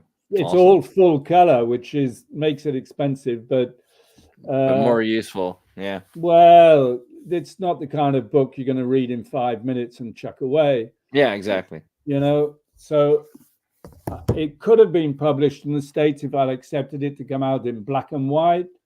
And I didn't want to do that because I got a lot of diagrams where the color is important to show what's going on and things. So I decided to put it out on Amazon. So it's in this is a hardback version, but you can get it in softback. I think they're doing 25% off on the book. Oh, sweet. Well, it's still expensive because Amazon is very, very expensive for color printing. Yeah. And there's this book now. This is another subject. This book is called The 52 Mysteries. Oh, I love the cover. That's a Calder drawing. Yeah. Wow. I was invited to New York by the Calder Foundation in September to present this study. Wow. And they had agreed to let me use the Calder drawing. Wow. Yeah. That's a score. Pretty and good. So this book what's in this book is probably the most astounding stuff I've ever written. Because I clearly show that the number system, the two most well-known symbol systems on the planet are the same thing. What are the two most well-known symbol systems on the planet? The first one are the numbers 1 to 9, 0, 1, 2, 3, 4, 5, 6, 7, 8, 9. So that's even if in China they all know those number systems, and very often, even if in Chinese, they use those number systems. They're what's called Arabic numerals, right? Or Hindu Arabic numerals now. Because, Sanskrit version, yeah. Yeah, but that's one. And the other most well-known symbol system on the planet is the symbol of the cards. Right, Tarot. The clubs, hearts. You know, everybody in the world, in Africa, China, everywhere, India, everybody plays cards, right? Absolutely. And they all use the same pack of cards with the same symbols. Well, what I show in this book, which was mind-boggling. When I discovered this, I nearly went mad. What I discover is that, to show you this. Oh, man. The number system. Yeah, I was. Is linked. So the hearts and spades is is symmetry. Dang. And then the 3 is triple symmetry, and the 4 is quadruple symmetry. So the 2 and 5, you turn them once around the vert axis to get the symbol. But 3, you turn it 3 times around the triangular axis, and 4, you turn it 4 times and around, right? And it then works for the following numbers. It also works for 6 and 9, of course. Yeah. Okay, so 3, 6, and 9 are linked to the clubs, and then 7 is linked to diamonds, and the 8 is the junction of spades, and it's a bit more difficult, but basically I show how this is alchemic. Yeah. Right. This whole system of the numerical system, and the final definition of the numbers, how they were to be drawn, and the shape of the cards, all this comes from 15th century France, from the alchemists of Rouen. Yeah, and it spread all over the world. 15th, 14th century probably, but it started to become known in the 15th century. Right. And it's linked to the same system. The 52 card system is linked to the 39, the Maya calendar. And this goes a lot further. But yeah, I won't talk about that now. I think we've been online for about 2.5 hours. Or 3 3 yeah. hours. 3 hours. Pretty much this is about the length of the Lord of the Rings, but it's so great. It's about as good as the Lord of the Rings. What you're describing is so crucial, and I was trying to find a couple other images that add in extra dimensions of what you were just showing and have deciphered, but I had never seen what you just showed and those geometries in with it. And you're showing super advanced sacred geometry, but advanced mathematics and just structure of like the matrix code of what is creation and system. And there's a couple more that we're gonna have to connect to just do as much as I own all of Scott Onstott's books. Now I have to own all of I got to own all of Crowhurst books now. I didn't realize there were so many books I didn't own yet that I needed to own. So that's good. First off that, and then anything I don't have in English, anything that you can get that's like in French, we'll just translate it with the internet. So I'll be bringing all these new things out on the YouTube channel. There's going to be there's one episode out for Karnak for the time being, but the second one is already made and it's ready to be put online. Dude. Yeah. Très joli. Merci beaucoup. Thank you very much. Welcome. Yeah. And we'll see you again some other time. We'll see you soon. Thank you so much. Bye-bye. Au revoir. This next story has been suppressed by mainstream media. Let's go to Andreas for more. Everybody, tune in to Recent Tartarians. Recent Tartarians. Recent Tartarians. Hello. Welcome to the Xirtus. Tune in for another exciting episode of wonder, imagination, and discovery. Recent Tartarians. Она образует всеобщие закономерности, определяющие законы классической физики для нашего Sometimes I мира. look at the moon and just think, the skin's beautiful. Baby, when I met you, there was peace unknown. Что касается энергии наномер, то она превышает ядерную в немыслимое число раз. 10 в 74 степени. That's it. That's it. That's it. With your arms now. That's it. That's it.